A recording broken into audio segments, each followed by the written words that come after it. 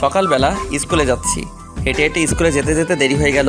ক্লাসরুমের সামনে দেখি স্যার ক্লাসে চলে আসছে। আমি স্যারকে বললাম, স্যার আসতে পারি? আসেন আসেন। তা মহারাজ, এত দেরি হলো কেন? না মানে স্যার, রাস্তায় জ্যাম ছিল। আয় যা বস।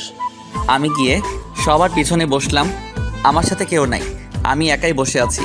স্যার ক্লাস করাচ্ছে, আমি ক্লাসে মন দিলাম। হঠাৎ স্যার আমাকে প্রশ্ন করলো। আমি দাঁড়ালাম। এটার উত্তর কি হবে বল? চুপ করে আছি। কি হলো বল? স্যার না মানে পারি না। বস অপদার্থ, তোর দ্বারা কিচ্ছুই হবে না। বসে পড়লাম। স্যার আবার পড়াতে পড়লাম।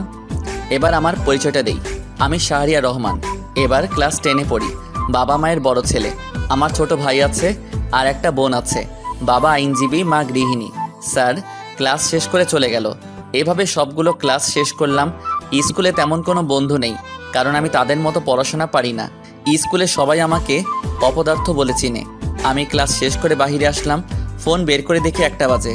তারপর একটা রিক্সা নিয়ে বাসায় আসলাম। বাসায় এসে মাকে বললাম, মা খাবার দাও। ফ্রেশ হয়ে আয়, দিচ্ছি। আচ্ছা ঠিক আছে। আমি রুমে এসে ফোনটা চার্জে দিলাম। তারপর ফ্রেশ হয়ে নিলাম। ফ্রেশ হয়ে খাবার খেতে আসলাম। খাবার খেয়ে রুমে গেলাম। রুমে গিয়ে ফোন নিয়ে গল্প লিখতে লাগলাম। গল্প লিখতে লিখতে বিকাল হয়ে গেল। প্রতিদিনের মতো আজকেও গল্প পোস্ট করলাম। গল্প পোস্ট করে বাইরে বের হলাম। বন্ধুদের সাথে আড্ডা দিব তাই।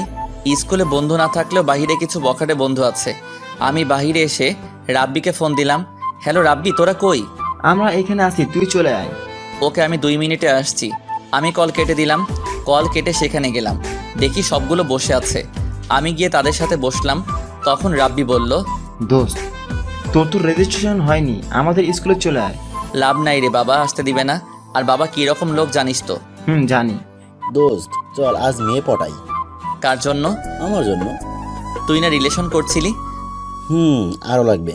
তাহলে কিন্তু আমি বাস দিব, সবার জন্য একটা করে। সবার জন্য যদি একটা হয় তাহলে তুই কেন প্রেম করিস না? এমনি ভালো লাগে না রে, আর তাছাড়া আমার গল্প লিখতে সময় চলে যায়। ভাই, তোর মতো ধৈর্য আমার নাই, এসব কাজ তোকে দ্বারাই সম্ভব। তা তো রিলেশন কেমন চলে? মোটামুটি চলে। কি যে প্যারা দেয় রে ভাই। এইভাবে আমরা 3জন মিলে কথা বলতে লাগলাম। কথা বলতে বলতে কখন যে সন্ধ্যা হয়ে গেছে বুঝতে পারিনি। তারপর তাদের বিদায় দিলাম। আমি বাসায় চলে আসলাম। এসে কলিং বেল দিলাম। তখনই রাইসা এসে দরজা খুলে দিল। আমাকে বলল, ভাইয়া, বাবা চলে আসছে। ও এখন কই? সোফায় বসে আছে। আচ্ছা। আমি ভিতরে গেলাম। তখনই বাবা বলল, কি রে, এতক্ষণ কই ছিলি? না মানে একটু বাইরে ছিলাম। সামনে পরীক্ষা, পড়তে বস। আর পরীক্ষায় ভালো রেজাল্ট না করলে তখন বুঝাবো। জি আচ্ছা। আমি রুমে চলে আসলাম। রুমে এসে ফ্রেশ হয়ে পড়তে বসলাম। আসলে পড়তে বসলাম শুধু দেখানোর জন্য। বই সামনে রেখে ফোন টিপছি। নোটিফিকেশন চেক করতে লাগলাম। কমেন্টগুলো পড়তে লাগলাম। তখনই একটা মেয়ের আইডি থেকে মেসেজ আসলো। আইডির নাম ছিল জিয়া রহমান। আমি মেসেজ ওপেন করলাম। ভাইয়া, আপনার গল্পগুলো খুব ভালো লাগে পড়তে। আমি লিখলাম, জি আপু ধন্যবাদ। আচ্ছা ভাইয়া, আপনার নাম কি? শাহরিয়া রহমান। আপনার? জিয়া রহমান। ও আচ্ছা। তা কি করেন আপনি? পড়াশোনা করি। আপনি? আমিও। তা কোন ক্লাসে পড়েন? এবার 10। আপনি? আমিও। ও ভালো। কি করছেন এখন? বই সামনে রেখে ফোন টিপছি। ও, তাহলে পড়েন না কেন? এমনিতেই ভালো লাগে না। এটা কোনো কথা হলো? আপনি কি করছেন? বারান্দায় বসে কফি খাচ্ছি আর আপনার সাথে কথা বলছি। ও, পড়তে বসবেন না? বসবো, কফিটা শেষ করি। ও আচ্ছা। আমরা কি বন্ধু হতে পারি? অবশ্যই, কেন নয়। তাহলে তুই করে বলবো, কেমন? আচ্ছা, সমস্যা নেই। এখন বাই, পড়তে হবে। রাতে লাইনে আসবেন। 9টায়। আচ্ছা ঠিক আছে। বাই তাহলে। Okay bye. তারপর আর জিয়া অফলাইনে চলে গেল। মেয়েটির সাথে কথা বলে ভালোই লাগলো, বেশ মিশুক প্রকৃতি। তারপর ফোনে ফ্রি ফায়ার খেলতে লাগলাম। বই সামনে রেখে ফ্রি ফায়ার খেলতে খেলতে 9টা বেজে গেল। আমি খাবার খেতে আসলাম। দেখি খাবার টেবিলে সবাই আছে। আমি গিয়ে বসলাম। মা আমাকে খাবার দিল। তখন বাবা বলল, তুই নাকি ক্লাসে পড়াশোনা পারিস না? না পারি তো। আমাকে তো তোর স্যার ফোন করে বলছে। আর হবে না এমন। খাবার খাওয়ার সময় কথা বলতে নেই। চুপচাপ খাবার শেষ করে রুমে আসলাম। এসে শুয়ে পড়লাম। তারপর ডেটা অন করে মেসেঞ্জারে ঢুকলাম। দেখি জিয়া মেসেজ দিয়েছে। কি হলো? 9টা বাজে। বলো। আছি। কই তুই? এখন কয়টা বাজে? কেন তোর ঘরে ঘড়ি নাই? আছে তো, তুই দেখ কয়টা বাজে। 9:23 বাজে। কেন? আমি কতক্ষণ ধরে ওয়েট করছি। ও আচ্ছা, এই ব্যাপার। হুম তা ঘুমাবি না? একটু পর। এখন ঘুম আসছে না। ও, আন্টি কেমন আছে? ভালো, তোর? ভালো। তখনই একটা ছেলের আইডি থেকে মেসেজ আসলো। আইডির নাম prince Sakib. Hello. Hello bro, কেমন আছো? আলহামদুলিল্লাহ ভালো। তুমি? আলহামদুলিল্লাহ ভালো। তা কি করো? শুয়ে আছি। তুমি? আমিও। তখন জিয়া মেসেজ দিল। কি রে, কই গেলি? সকালে কথা বলবো। আচ্ছা ঠিক আছে। ছেলেটিকেও বিদায় দিলাম। তারপর ফোনটা চার্জে দিয়ে ঘুমিয়ে পড়লাম। সকালে মার ডাকে ঘুম ভাঙলো। তারপর উঠে ফ্রেশ হয়ে নিলাম। রেডি হয়ে মার কাছে গেলাম। মা, টাকা দাও। এই নে। মা, মাত্র 100 টাকা। কেন, এটা দিয়ে হবে না নাকি? আচ্ছা হবে। বাই, আমি গেলাম। আচ্ছা যা, সাবধানে যাবি। ওকে মা। আমি বাহিরে এসে সাইকেল বের করলাম। তারপর সাইকেল দিয়ে আনমনে স্কুলের দিকে যেতে লাগলাম। স্কুলে গিয়ে সাইকেল রেখে ক্লাসের দিকে গেলাম। ক্লাসে গিয়ে দেখি এখনও স্যার আসে নাই। আমি গিয়ে পিছনে বসলাম। তখন ক্লাসের সবাই আমাকে নিয়ে কথা বলতে লাগলো, মানে অপমান। ক্লাসের ফার্স্ট বয় রাকিব বলতে লাগলো, আরে জানিস আমাদের সাথে কে পড়ে? জানি তো, বিশিষ্ট লেখক। আরে আরো একটা পরিচয় আছে। ও জানি তো, অপদার্থ। জানিস এত কিছু বলি তবুও লজ্জা নাই। রে, নির্লজ্জ বেহায়া। থাক বলিস না বেচারা। এইভাবে আরো অনেক কথা বলতে লাগলো।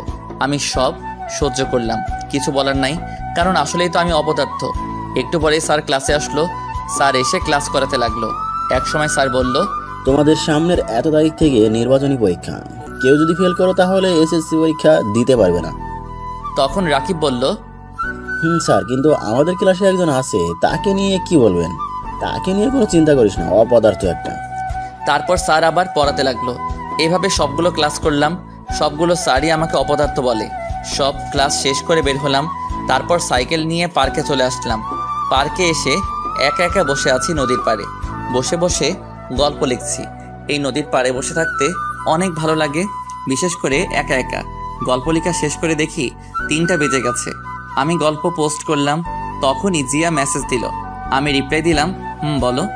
কেমন আছিস? আলহামদুলিল্লাহ ভালো। তুই? আলহামদুলিল্লাহ ভালো। তা কি করিস? এই তো বাসায় যাচ্ছি। তুই? আমি শুয়ে আছি।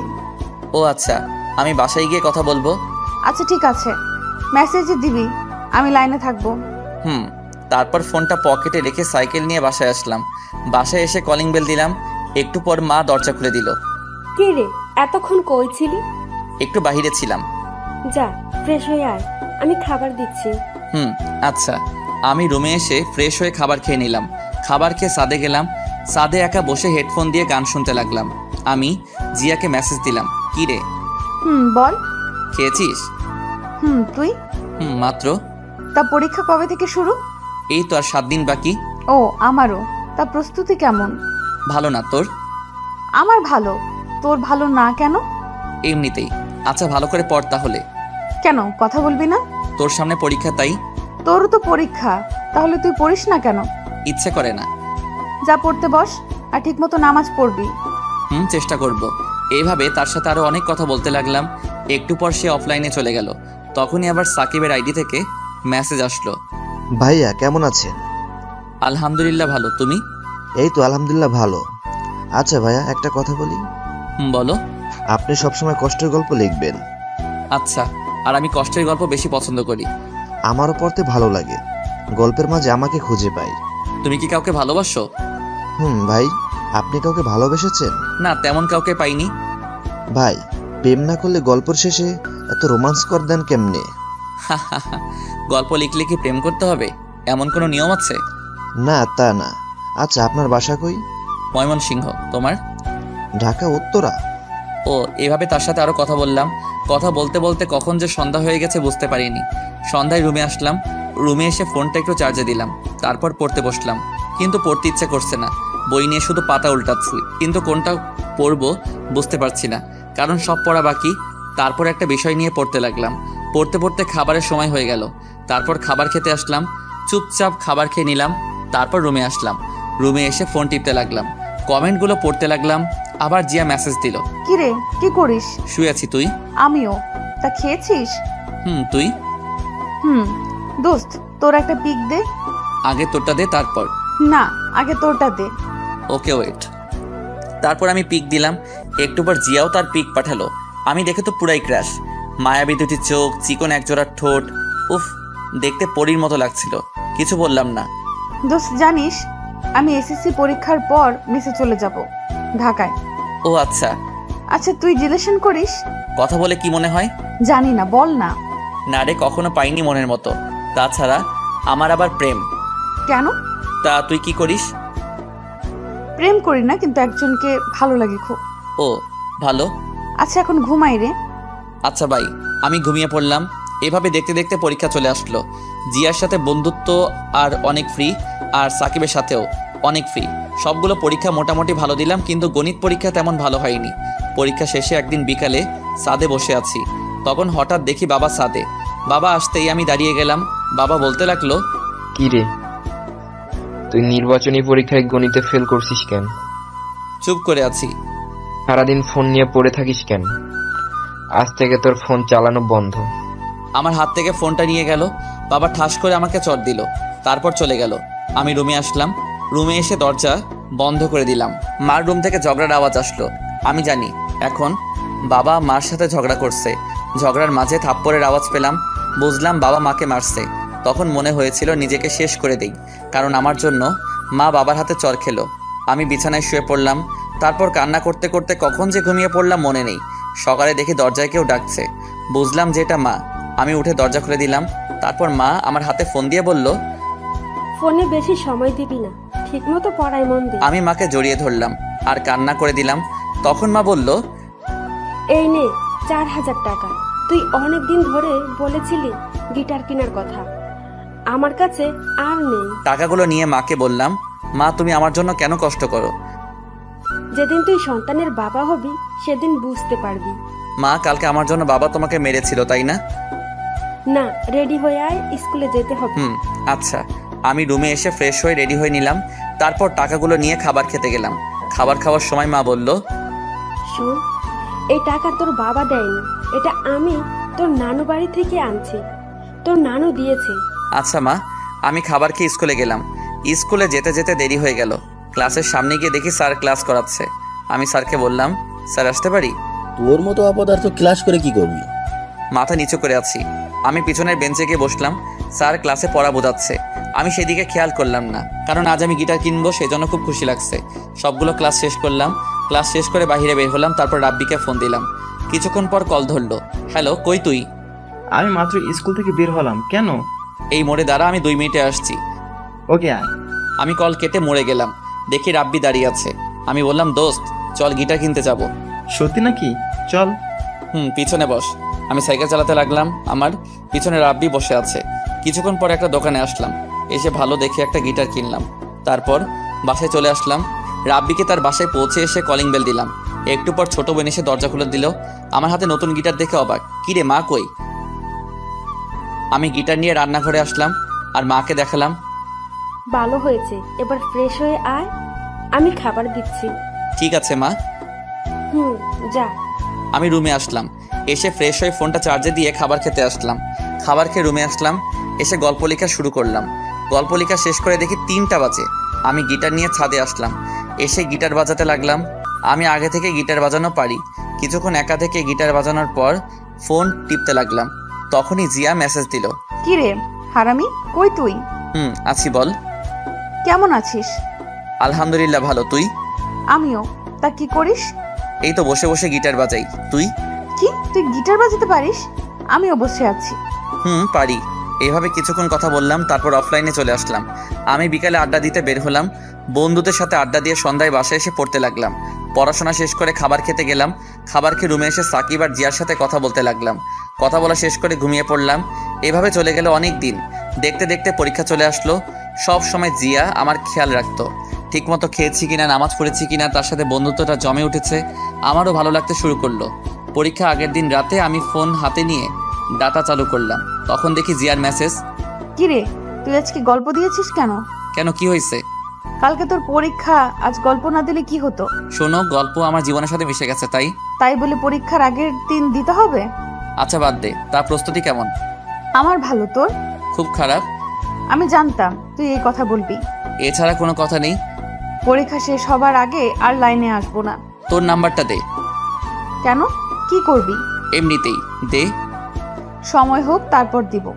তুই যেটা মনে করছিস সেটা কখনো হবে না, হলেও কোনোদিন জানবি না। ওকে, দিচ্ছি। তারপর জিয়া নাম্বার দিল, আমি সাথে সাথে কল দিলাম। সাথে সাথে কল ধরলো আর বলল, হ্যালো শাহরিয়ার।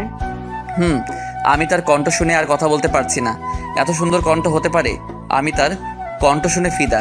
তারপর নিজেকে সামলিয়ে আবার কথা বলতে লাগলাম। প্রায় 20 মিনিট কথা বললাম। কল কেটে পড়তে লাগলাম। পড়া শেষ করে খাবার খেয়ে ঘুমিয়ে পড়লাম। তারপর সকালে যথারীতি উঠে পরীক্ষা দিতে গেলাম। পরীক্ষা শেষে সরাসরি বাসায় আসলাম। বাসায় এসে ফ্রেশ হয়ে আবার পড়তে বসলাম, কিন্তু পড়ায় তো মন বসছে না, শুধু জিয়ার ছবি বইয়ের সামনে ভেসে উঠছে। তারপর আর না পড়ে ঘুমিয়ে পড়লাম। ঘুম ভাঙলো সন্ধ্যার আগে। তারপর ছাদে গেলাম কফি নিয়ে। ছাদে বসে বসে কফি খাচ্ছি, গল্প লিখতে লাগলাম। গল্প লেখা শেষ করে রুমে আসলাম। এসে আবার পড়তে লাগলাম। এভাবে দেখতে দেখতে পরীক্ষা শেষ হয়ে গেল। পরীক্ষা শেষে একদিন বাসায় দুপুরবেলায় শুয়ে শুয়ে ফোন টিপছে, তখনই জিয়া মেসেজ দিল। কিরে, পরীক্ষা কেমন দিলি? এই তো মোটামুটি। তুই? তা এখন তো কিছু নাই, কি করবি? এখন গিটার শিখবো, যদিও পারি তবে ভালো করে শিখবো। ও ভালো। তুই কি করবি? আমি বেড়াতে যাব গ্রামের বাড়িতে। সেখানে গেলে আমাকে আবার ভুলে যাবি না তো? পাগল নাকি, ভুলে যাব কেন? সেখানে গিয়ে ঠিক মতো কথা বলবি। আর কোনোদিন যাবি? কালকে যাব। ও আচ্ছা। তারপর তার সাথে বিকাল পর্যন্ত কথা বললাম। কথা বলা শেষ করে বিকালে গিটার নিয়ে তাহিন ভাইয়ের কাছে গিটার শিখতে গেলাম। তাহিন ভাইয়ের একটা ফ্রেন্ড আছে, সে হলো সেখানের হেড। তার কাছে গেলাম, তার রুমে গেলাম। দেখি ভাইয়া বসে আছে, আমি গিয়ে সালাম দিলাম। আরে শাহরিয়ার যে, বস। জি ভাইয়া, কেমন আছো? শোন, আমি এখানে আর থাকছি না, 2 মাস পর আমি ঢাকায় যাব। কেন ভাইয়া? সেখানে গিয়ে নতুন ব্র্যান্ড করব। ও আচ্ছা। তোর তো কণ্ঠ ভালো, তাছাড়া ভালো গিটার বাজাতে পারিস, আমার সাথে জয়েন করতে পারিস। ভাইয়া তুমি আগে ঢাকায় যাও, তারপর। আমি এখানে যতদিন আসি ততদিন ভালো করেই শিখে নিবি। আচ্ছা ঠিক আছে ভাইয়া। তারপর ভাইয়ার কাছে গিটার শিখতে লাগলাম। এভাবে দেখতে দেখতে কেটে গেল 3টি মাস। আজ রেজাল্ট দিবে। সকালে ঘুমিয়ে আছি, হঠাৎ করে বাবা রুমে আসলো। আমি উঠে বসলাম। বাবা আমাকে বলতে লাগলো, কি রে, তোকে আমি এই জন্য টাকা দিয়ে পড়াশোনা করাচ্ছি, টেনে টুনে পাশ করার জন্য? চুপ করে আছি। তুই এখনই আমার বাসা থেকে বেরিয়ে যা, তোর মতো অপদার্থ ছেলের দরকার নাই। চুপ করে আছি। তুই যদি না যাস তাহলে আমার মরা মুখ দেখবি। এই বলে বাবা চলে গেল। কিছুক্ষণ মায়ের রুম থেকে ঝগড়ার আওয়াজ পেলাম। একসময় মনে হলো মাকে বাবা মারছে। আমি ব্যাগ গুছিয়ে নিলাম, সাথে গিটারটা নিয়ে বেরিয়ে আসলাম। আসার সময় মার সাথে দেখা করনি, কারণ মা আমাকে আসতে দিবে না। আমি অনেক আগে থেকেই অনুমান করতে পেরেছিলাম যে পরীক্ষায় ভালো রেজাল্ট না করলে বাবা বাসা থেকে বের করে দিবে। ঠিক আজ তাই হলো। আমি বাস স্টেশনে আসলাম, তারপর ঢাকার টিকিট কাটলাম। টিকিট কেটে বাসে বসে আছি আর ভাবছি, সবাই যদি পড়াশোনা পারে, আমি কেন পারবো না? আমাকে পারতেই হবে। যে করে হোক আমি নিজেকে পরিবর্তন করব। মার জন্য খুব কান্না পাচ্ছে। পরীক্ষায় কম পেলে কি সন্তানরা অপদার্থ হয়ে যায়? এসব ভাবছি আর কান্না করছি। আমি ফোন বের করে সাকিবকে মেসেজ দিলাম, সাকিব আমি ঢাকায় আসছি। কিছুক্ষণ পর সাকিব রিপ্লাই দিল, তুমি আসো, সমস্যা নেই। তুমি বাস স্টেশনে থাকবা। আচ্ছা ঠিক আছে, এসে আমার নম্বরে ফোন দিও। ওকে ঠিক আছে। তখনই জিয়া মেসেজ দিল, দোস্ত, আমি A+ পেয়েছি। ভালো তো, মিষ্টি কই? তা তোর রেজাল্ট কি? আমার কথা বাদ দে, আরে বল না, রাতে বলবো, এখন না। আমার মনে হচ্ছে তোর কিছু হয়েছে। হয়েছে, রাতে কল দিয়ে বলবো। আচ্ছা, সকালে নাস্তা করেছিস? না করিনি। তুই? করেছি। তুই এখনো করিসনি কেন, এটা বল। তাড়াতাড়ি খাবার খেয়ে আয়। না, ভালো লাগছে না। প্লিজ যা, খাবার খেয়ে আয়। দোস্ত আমি বাসে আছি, পরে খাবো। কেন, তুই কোথায় যাচ্ছিস? রাতে বলবো। আমার খুব চিন্তা হচ্ছে। এভাবে তার সাথে কিছুক্ষণ কথা বলতে লাগলাম। তারপর আমি অফলাইনে চলে আসলাম। ফোনটা পকেটে রেখে বাসের সিটে হেলান দিয়ে ঘুমানোর চেষ্টা করলাম। ঘুম ভাঙলো একটা বাস কন্ডাক্টরের ডাকে। ঢাকা চলে আসছি। ও, তারপর আমি ব্যাগ নিয়ে বাস থেকে নামলাম। বাস থেকে নেমে একটা ফাঁকা জায়গায় এসে সাকিবকে কল দিলাম। কল হতেই কল ধরলো। তুমি চলে আসছো? হুম। ওকে, আমি আসছি। আচ্ছা ঠিক আছে। কল কেটে দিলাম। তারপর একটা দোকানে গেলাম। দোকানে গিয়ে রুটি আর কলাকে অপেক্ষা করতে লাগলাম। কিছুক্ষণ পর সাকিব আসলো। তারপর তার সাথে একটা রিক্সা দিয়ে একটা বাসার সামনে আসলাম। আমি বললাম, এখনই নাকি? চলো ভেতরে যাই। আমি আর সাকিব ভিতরে গেলাম। সাকিব দরজার কাছে গিয়ে কলিং বেল দিল। একটু পর একজন মহিলা এসে দরজা খুলে দিল। সাকিব ওনাকে বলল, মা, এই হচ্ছে শাহরিয়া। বাবা কেমন আছো? জি আন্টি, আলহামদুলিল্লাহ ভালো। আপনি? ভালো আছি, ভেতর আসো। তারপর ভিতরে গেলাম। ভিতরে গিয়ে বসলাম সোফায়। তখন আন্টি বলল, শাহরিয়ার ফ্রেশো আসো, আমি খাবার দিচ্ছি তোমাদের। জি আচ্ছা। আমি ফ্রেশ হতে গেলাম সাকিবের সাথে। সাকিবের রুমে ব্যাগটা রেখে ফ্রেশ হয়ে নিলাম। তারপর সাকিবের সাথে খাবার খেতে গেলাম। খাওয়ার সময় দেখে একটা বয়স্ক লোক। সাকিবকে জিজ্ঞেস করলাম, এটাকে? এটা আমার নানা। আমি নানাকে বললাম, নানা ভালো আছেন? তুমি নাকি? আলহামদুলিল্লাহ, আমিও ভালো আছি। খাবার খাও, তারপর আড্ডা দিব। ঠিক আছে। তারপর আমরা সবাই মিলে খাবার খেয়ে নিলাম। খাবার খেয়ে রুমে আসলাম। একটু পর সাকিব আসলো। এখন একটু শুয়ে থাকো, বিকালে ঘুরতে যাব। তুমি আমার বড়, আমাকে তুই করে বলবা প্লিজ। আরে না, এটা কি করে হয়? না হলে কিন্তু চলে যাব। আচ্ছা ঠিক আছে, তুই করেই বলবো। হুম তা কলেজে ভর্তি হবা না? হব। ও, তখনই নানা ভাই আসলো। অতবার নানা ভাইয়ের সাথে আড্ডা দিতে লাগলাম। আড্ডা দিতে দিতে বিকাল হয়ে গেল। তারপর সাকিব বলল, চলো কোথাও থেকে ঘুরে আসি। দাঁড়াও, আমি একজনকে ফোন দেই। আমি তাহিন ভাইকে ফোন দিলাম। কিছুক্ষণ পর কল ধরলো। হ্যালো শাহরিয়ার, বল।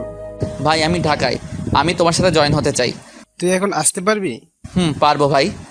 তাহলে এই ঠিকানায় তোর গিটার নিয়ে চলে আয়। ঠিক আছে। তারপর বের হলাম। সাকিব তার বাইক বের করলো। আমি বললাম, ভাই তুমি গিটার নিয়ে বসো, আমি চালাচ্ছি। ওকে। তারপর আমি বাইক চালাচ্ছি। সাকিব রাস্তা বলে দিতে লাগলো। কিছুক্ষণ পর সেই জায়গায় আসলাম। একটা বাড়ির সামনে আমি কল দিলাম, ভাই আমি বাসার নিচে। তুই দোতলার ডান দিকের রুমে চলে আয়। ওকে ঠিক আছে।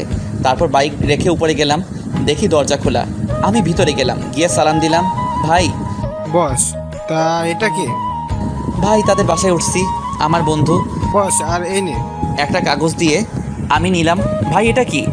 এই গান, আর তুই বাসায় গিয়ে শিখে নিবি, কালকে একটা জন্মদিনের প্রোগ্রাম আছে। আচ্ছা। বস, এখন আর আমাদের সাথে গিটার ধর, আর ভালো করে দেখে গিটার কিনতে হবে। জি আচ্ছা। তারপর বসলাম। ভাই তার বন্ধুদের সাথে পরিচয় করিয়ে দিল। আমিও পরিচিত হয়ে নিলাম। সবাই খুব ভালো। তারা ছিল 3 জন, সবাই সিনিয়র। বসে গিটার প্লে করলাম। ভাই সেখানে সন্ধ্যা পর্যন্ত প্র্যাকটিস করে বাইরে আসলাম। তা কালকে তো রাতে প্রোগ্রাম। তুমিও যাবা? আমি না। তুমি যাবা, এটাই শেষ। আর কালকে সকালে একটা কলেজে ভর্তি হতে হবে। এটা নিয়ে চিন্তা করো না, আমি ভর্তি করিয়ে দেব। চলো বাসার দিকে যাই। চলো। তোমার কাল অফিস নাই? আছে, তবে তোমাকে ভর্তি করে তারপর যাব। ও আচ্ছা। তারপর বাসায় চলে আসলাম। বাসায় এসে ফ্রেশ হয়ে নিলাম। ফ্রেশ হয়ে বিছানায় বসে ফোন টিপতে লাগলাম। জিয়া মেসেজ দিল। ওই কল দে আর আমাকে সব বল। ওকে। আমি জিয়াকে কল দিলাম। হ্যালো জিয়া। বল এবার। আমি তাকে সব বললাম। সব শুনে সে বলল, সবই তো বুঝতে পারছি, কিন্তু তোর খরচ কে চালাবে? প্রোগ্রাম করব, আর দেখি কয়েকটা টিউশন পাই কিনা। তুই কি সেখানে থাকবি নাকি মেসে উঠবি? কিছুক্ষণ পর মেসে উঠবো। তাদের সাথে থাকতে কেমন দেখায়? বুঝতে পারছি। আর এখন থেকে ফোন দিব। আমি আর 2 দিন পর আমি ঢাকায় ছাত্রী হোস্টেলে উঠব। ও কোন জায়গায়? এই জায়গা। ও তাহলে তো আমার এখানে থেকে অনেক দূর। আমি জিয়ার সাথে আরও কিছু কথা বললাম। কথা বলা শেষ করে তাহিন ভাইয়ের দেওয়া গানটা মুখস্থ করতে লাগলাম। এসব করতে করতে কখন যে রাত 10টা বেজে গেল বুঝতেই পারিনি। আন্টি খাবারের জন্য ডাক দিল। আমি আর সাকিব গিয়ে খেতে বসলাম। তখন আঙ্কেলের সাথে পরিচয় হয়ে নিলাম। খাওয়া শেষ করে রুমে আসলাম। রুমে এসে গল্প লিখতে লাগলাম। কিছুক্ষণ গল্প লেখা শেষ করে ঘুমিয়ে পড়লাম। সকালে সাকিবের ডাকে ঘুম ভাঙলো। ওই শাহরিয়ার ওঠ, কলেজে যেতে হবে। উঠছি। আমি উঠে ফ্রেশ হয়ে রেডি হয়ে নিলাম। তারপর খাবার খেয়ে সাকিবের সাথে বের হলাম। সাকিব একটা কলেজে নিয়ে গেল। কলেজের ভিতরে গেলাম। সাকিবের সাথে অফিস রুমে গেলাম। তারপর সব কাজ শেষ করে ভর্তি হলাম। ভর্তির জন্য সাকিব 3000 টাকা দিল। স্যার বলল, কাল থেকে কলেজে আসতে। আমি সাকিবকে নিয়ে বের হলাম। বের হয়ে বাইকের কাছে আসলাম। ভাই আমি ম্যাসে উঠবো, আর আমাকে কয়েকটা টিউশনি ঠিক করে দিতে পারবা? এসব লাগবে না, তোর সব খরচ আমি দেব। না এটা হয় না। চল, তোকে বাসায় নামিয়ে দিয়ে আমি অফিসে যাব। ওকে। তারপর সাকিব আমাকে বাসার সামনে নামিয়ে দিল। আমি বাসার ভিতরে না গিয়ে এলাকায় মেস খুঁজতে লাগলাম। কম দামি রাস্তা দিয়ে হাঁটছি আর খুঁজতেছি। প্রায় অনেকক্ষণ খোঁজার পর একটা মেস পেলাম। 800 টাকা সিট ভাড়া, আর বাকি সব নিচের। মেসটা নিচু জায়গায়, মনে হয় একটু বৃষ্টি হলেই পানি ওঠে। তবুও এটাই ঠিক করলাম। তখন আবার জিয়া ফোন দিল। আমি ফোন রিসিভ করলাম। জিয়া বল। কি করলি এতক্ষণ? কলেজে ভর্তি হলাম। আর এখন একটা কম দামি ম্যাচ ঠিক করলাম, 800 টাকা ভাড়া। আচ্ছা, তারা মানুষ কেমন? মানুষ হিসেবে ভালো, তবে তাদের সাথে থাকতে কেমন জানি লাগে। তোর কাছে কত টাকা আছে এখন? 700 টাকা ছিল, 500 টাকা ম্যাচের মালিককে অ্যাডভান্স দিছি, আর 200 টাকা আছে।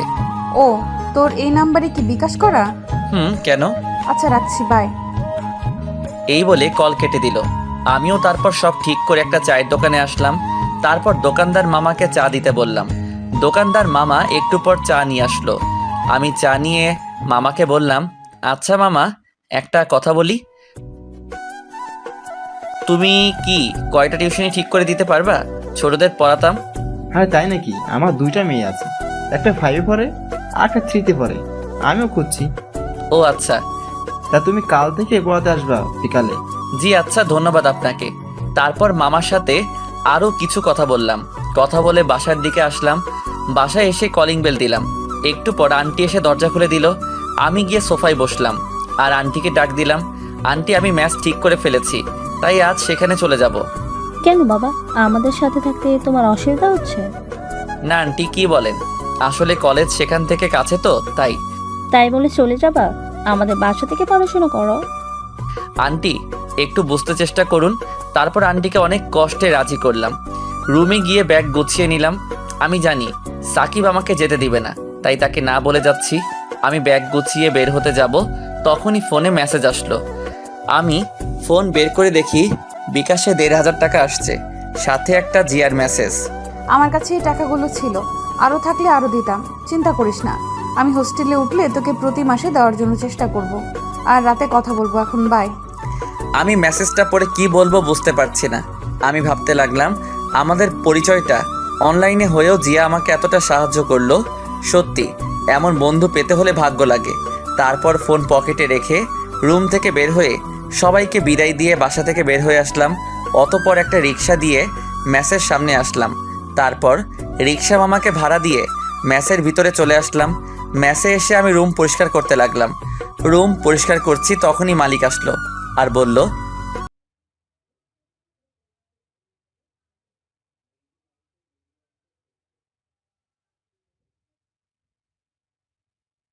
জি আচ্ছা। তারপর আমি ওনার সাথে সব আনতে গেলাম, এনে সব ঠিক করতে লাগলাম। সব কিছু ঠিক করে দেখি বিকাল হয়ে গেছে। আমি জানি এই চকি আর তোষক আরেকজনের, আর শালার এই মালিকে চাপাবাজি করে টাকা হাতানোর ধান্দা। তবু কিছু করার নেই, দিতে হবে। আমি তারপর গোসল করতে গেলাম। গোসল শেষ করে রেডি হলাম বাহিরে যাওয়ার জন্য। বাহিরে এসে একটা চায়ের দোকানে আসলাম। তারপর দোকানদারকে চা দিতে বললাম। তখনই আমার ফোনে কল আসলো। আমি ফোন বের করে দেখি সাকিব ফোন দিছে। আমি কল রিসিভ করলাম। ভাই। তুমি নাকি বাসা থেকে মেসে উঠছো? ভাই। কেন, এটা বলো। আমাদের সাথে থাকলে কি সমস্যা হতো? না মানে ভাই, আমি কিন্তু খুব মাইন্ড করলাম। আসলে ভাই একটু বুঝতে চেষ্টা কর, আমি চাই কষ্ট করে মানুষ হতে। এই জন্য চলে যেতে হবে? ভাই তুমি আমার এভাবে পাশে থাকলেই হবে। কি বলবো তোমাকে, কিছু বলার নাই। কল কেটে দিল। আমি বুঝতে পারছি যে আমার উপর রাগ করছে, কিন্তু এছাড়া আমার কোনো উপায় ছিল না। আমি চা রুটি খেয়ে ফোন হাতে নিয়ে দেখি জিয়ার মেসেজ। কি রে, দুপুরে খেয়েছিলি? আমি লাইনে আসলাম। খেয়েছি। আমি খেয়েছি। তুই কি খেয়েছিস? খেয়েছিলি? ওই তো রুটি আর চা মাত্র এটা খেলাম। কোনো খাওয়া হলো? এতক্ষণ কি করলি? ওই তো সব পরিষ্কার করলাম, তাই মনে ছিল না। পকেটে টাকা আছে? বিকাশেরটা তুলিনি এখনো। শোন, এখন কলেজ ড্রেস বানাবি। আচ্ছা ঠিক আছে, আমি আজ রাতে একটা প্রোগ্রামে যাব। আর শোন না, আমি 2টা টিউশনি পেয়েছি, কাল থেকে পড়াতে যাব। 2টা টিউশনি অনুমান করা হলেও মাসে 2000 টাকা হবে, আর বাকিটা? সমস্যা নেই, আর যদি কয়েকটা টিউশনি পাই তাহলে হয়ে যাবে। রাতে কিসের প্রোগ্রাম? ওই যে জন্মদিনের গান, আর আমি গিটার বাজাবো। আচ্ছা শোন, সাবধানে থাকবি, আর রাতে আমাকে মেসেজ দিবি।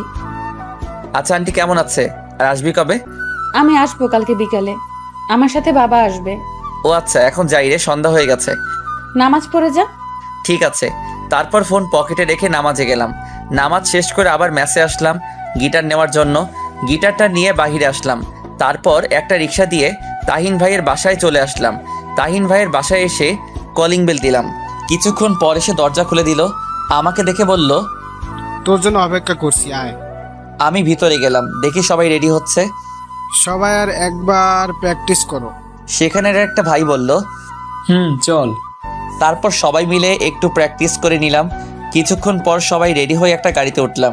বেশিক্ষণ পর একটা বড় বাড়ির সামনে আসলো। আমি ঘড়ির দিকে তাকিয়ে দেখি 9টা বেজে গেছে। আমরা ভিতরে গেলাম। তখন একটা ছেলে এসে তাহিন ভাইয়ের সাথে কথা বলল। তারপর ছেলেটার পিছনে আমরাও গেলাম। বাড়ির ভিতরে গিয়ে দেখি বাসা ভরা অনেক লোকজন। আমরা গিয়ে স্টেজে উঠলাম। তখন তাহিন ভাই বলল, তোর গান মুখস্থ আছে? ভাই। তুই আমার গিটারটা বাজা। ঠিক আছে। পারবি তো? ইনশাল্লাহ পারবো। তখন তাহিন ভাই সবার উদ্দেশ্যে বলল, আমি প্রাচীর ব্র্যান্ড থেকে তাহিন বলছি। আজ আপনাদের মাঝে একজন নতুন ছেলেকে পরিচয় করিয়ে দেই। তখনই আমাকে ডাকলো। আমি কাছে গেলাম। তারপর আমার কাঁধে হাত রেখে সবার সাথে পরিচয় করিয়ে দিল। তখন তাহিন ভাই বলল, আজ এই শাহরিয়ার আপনাদের সামনে পারফর্ম করবে। আমি কথাটা শুনে বুক ধরফর করতে লাগলো আর ভয় করতে লাগলো। এতগুলো মানুষ। তখন তাহিন ভাই আমার কানের কাছে এসে বলল, শোনো, কিছু করতে হলে হঠাৎ করে করতে হয়, আর পারফর্ম করার সময় অন্যদিকে তাকাবি না, আর গলা ছেড়ে গাইবি। মাথা নাড়ালাম। তারপর গিটার বাজাতে শুরু করলাম। আমি একটু পর গান গাইতে শুরু করলাম। প্রথম দিকে ভয় হচ্ছিল, কিন্তু পরে সব ঠিক হয়ে গেছে। আমি গানটা শেষ করার পর সবাই হাততালি দিতে লাগলো। তখন তাহিন ভাই আসলো। শাহরিয়ার, তুই যা, বস। তারপর আমি পিছনে আসলাম। একটু পর তাহিন ভাই পারফর্ম করলো। এইভাবে প্রায় 11টা বেজে গেল। আমরা সব কিছু গুছিয়ে গাড়িতে উঠলাম। তাহিন ভাই আমাকে ম্যাচের সামনে নামিয়ে দিল। তারপর আমার হাতে কিছু টাকা দিল। আমি টাকা নিতে চাচ্ছিলাম না, তবুও জোর করে টাকা দিল আর বলল, ভালো করে প্র্যাকটিস করবি, আর তুই আমার গিটারটা নিয়ে যা, আমারটা দিয়ে প্র্যাকটিস করবি। তোরটা আমি নিয়ে গেলাম। ওকে ঠিক আছে ভাই। তারপর তাহিন ভাই তাদের নিয়ে চলে গেল। আমি গিটারটা নিয়ে ম্যাচে আসলাম। রুমে এসে দেখলাম 1500 টাকা দিছে। আমি রুমে এসে গিটারটা রেখে ফ্রেশ হতে গেলাম। ফ্রেশ হয়ে শুয়ে পড়লাম, কারণ সেখান থেকে খেয়ে আসছি, তাই খেতে হবে না। শুয়ে ফোন টিপতে লাগলাম। দেখি জিয়ার মেসেজ। কিরে, ম্যাসে গেছোস? মাত্র এসে শুইছি। তাহলে চুপচাপ ঘুমা, বেশি রাত জাগবি না। আচ্ছা। কাল কলেজে যাবি তো নাকি? যাব। কাল কলেজ শেষ করে বই কিনবি আর একটা প্রাইভেট পড়বি। ঠিক আছে। ওকে, ঘুমিয়ে পড় তাহলে। আমি অফলাইনে চলে আসলাম। ফোনটা চার্জে দিয়ে ঘুমিয়ে পড়লাম। সকালে ঘুম থেকে উঠে দেখি 8টা বাজে। আমি ফ্রেশ হতে গেলাম, তখনই 3জন ছেলে আসলো আমার রুমে। তারা মনে হয় অন্য রুমে থাকে। এসে আমাকে একজন বলতে লাগলো, ভাই, আপনার সাথে পরিচিত হতে আসলাম। ও বসেন সবাই। তো আপনার নাম কি? শাহরিয়া রহমান। আপনার? আমি জনি, ও রাব্বি, আর সে জাবির। আচ্ছা ভাই, আপনারা তো আমার চেয়ে সিনিয়র। আমি ইন্টার প্রথম বর্ষে। চল তাহলে খাবার খেয়ে আসি। আচ্ছা ভাই, খাবারের বিষয়টা কিভাবে বললে ভালো হতো? খাওয়া 1000 টাকা, আর খালার বিল 300 টাকা, মোট 1300 টাকা, আর ওয়াইফাই এর জন্য বিল 100 টাকা, আর বাকিটা তো তুমি জানোই। ও আচ্ছা। তারপর আরও কিছু কথা বললাম। কথা বলে তাদের বিদায় দিয়ে আমি রেডি হয়ে নিলাম কলেজে যাওয়ার জন্য। তারপর রেডি হয়ে ম্যাসের সবার সাথে খাবার খেয়ে নিলাম। খাবার খেয়ে একটা রিক্সা নিয়ে কলেজে চলে আসলাম। কলেজে এসে রিক্সা মামাকে টাকা দিয়ে আমি ভিতরে গেলাম। একজনকে জিজ্ঞেস করলাম, ভাই প্রথম বর্ষের ক্লাসটা কোনটা? 202 নাম্বারটা দে। আমি ক্লাসরুম খুঁজে ক্লাসে গেলাম। ক্লাসে গিয়ে দেখি ক্লাস শুরু হয়ে গেছে। আমি স্যারকে বললাম, স্যার আসতে পারি? এসো। আমি ক্লাসের ভিতরে গেলাম। তারপর স্যার বলল, তুমি কি নতুন? জি স্যার, নতুন। তোমার নাম কি? জি শাহরিয়া রহমান। ও দাঁড়াও, আমি সবার সাথে পরিচয় করিয়ে দিচ্ছি। তারপর স্যার আমাকে সবার সাথে পরিচয় করিয়ে দিল। পরিচয় শেষ করে আমি একটা ছেলের সাথে বসে পড়লাম। স্যার ক্লাস করাতে লাগলো, আমিও মনোযোগ দিয়ে ক্লাস করতে লাগলাম। স্যার ক্লাস শেষ করে চলে গেল। তখন ছেলেটা আমাকে বলল, হ্যালো, আমি সাব্বির। হাই, আমি শাহরিয়ার। আমরা কি বন্ধু হতে পারি? অবশ্যই। এরপর ছেলেটার সাথে আরও কিছু কথা বললাম। কথা বলতে বলতে দেখি স্যার আসলো। স্যার এসে পড়াতে লাগলো। সবগুলো ক্লাস মন দিয়ে শেষ করলাম। ক্লাস শেষ করে আমি আর সাব্বির বাহিরে আসলাম। তখন সাব্বির বলল, দোস্ত চল কফি খেয়ে আসি। চল। তারপর দুজনে কফি খেতে ক্যান্টিনে গেলাম। কফি খেতে খেতে গল্প করতে লাগলাম। এভাবে সাব্বিরের সাথে কিছুক্ষণ আড্ডা দিয়ে ম্যাসে চলে আসলাম। ম্যাসে এসে গোসল করে নিলাম। গোসল করে খাবার খেয়ে নিলাম। খাবার খেয়ে বিছানায় শুয়ে পড়লাম। তারপর ফোন টিপতে লাগলাম। দেখি জিয়া লাইনে নেই। আমি কল দিলাম, কিন্তু কল কেটে দিল। একটু পর একটা মেসেজ আসলো জিয়ার থেকে। আমি গাড়িতে, বাবা সাথে আছে, সন্ধ্যায় লাইনে আসবো, বাই। ঠিক মতো খাবার খেয়ে নিস। আমি মেসেজটা পড়ে কিছুক্ষণ হাসলাম। আমি ভাবলাম মেয়েটা আমার এত কেয়ার করে কেন, আর আমি সবসময় তার কথা ভাবি কেন। তারপর কিছুক্ষণ গল্প লিখলাম। গল্প লিখে রেডি হয়ে নিলাম। রেডি হয়ে চাচার দোকানে গেলাম। চাচা আমাকে দেখে বলল, তোমার জন্য অপেক্ষা করছি। ও আচ্ছা, চলুন তাহলে। এরপর চাচা দোকান বন্ধ করলো। তারপর তার সাথে গেলাম। আমি চাচার পিছনে হাঁটছি। একটু পর চাচা একটা বস্তিতে নিয়ে গেল। তারপর চাচার বাসায় গেলাম। বাসাটা ছোট কিন্তু পরিষ্কার। আমি ওনার ছেলে মেয়েদের নিয়ে রুমে গেলাম। তারপর দুজনকে পড়াতে লাগলাম। পড়ানো শেষ করে সন্ধ্যার আগে ম্যাসে ফিরলাম। ম্যাসে এসে শুয়ে পড়লাম। তখনই তাহিন ভাই ফোন দিল। আমি ফোনটা রিসিভ করলাম। হ্যালো ভাই, আসসালামু আলাইকুম। আসসালামু আলাইকুম। একটা খবর আছে। কি ভাই? তুই জানিস তোর গান তো ইউটিউবে ভাইরাল, 1 মিলিয়ন ভিউ হয়েছে। তাই নাকি ভাই? কাল সন্ধ্যায় তোকে নিয়ে একটা জায়গায় যাব। আচ্ছা ঠিক আছে ভাই। তারপর আরো কিছু কথা বলে শেষ করে দিলাম। তখনই জিয়ার মেসেজ। লাইনে আয়। আমি লাইনে আসলাম। কি করিস? এই তো বসে আছি। তুই? আমিও বসে আছি, বাসা থেকে চলে আসছি তো তাই মনটা খারাপ। চিন্তা করিস না। আর খেয়েছিস? তুই হুম। ড্রেস বানাতে দিয়েছিলি? এই রে, মনে ছিল না। তুই এখনই যা, না হলে কলেজে বকা দিতে পারে। আচ্ছা যাচ্ছি। যা, নামাজ পড়ে তারপর যাবি। ঠিক আছে। তাড়াতাড়ি যা। আমি ম্যাচ থেকে বেরিয়ে একটা রিক্সা নিয়ে কাছাকাছি একটা মার্কেটে চলে আসলাম। তারপর এসে ড্রেসের কাপড় কিনে দর্জির দোকানে দিয়ে ম্যাচে চলে আসলাম। ম্যাচে এসে পড়তে বসলাম। তখন জিয়া কল দিল। আমি কল রিসিভ করলাম। আসসালামু আলাইকুম। ওয়ালাইকুম আসসালাম। কি করিস? পড়তে বসলাম। তুই? এই তো মাত্র এসে পড়তে বসলাম। শোন না। বল, শুনছি। খুব একা লাগছে। কেন, হোস্টেলে আর কোনো মেয়ে নেই? আরে আছে তো, কিন্তু ওদেরকে চিনি না। পরিচিত হয়ে নে। ভালো করে পড় তাহলে। তুইও পড়। আর 9টায় লাইনে আসবি। ওকে।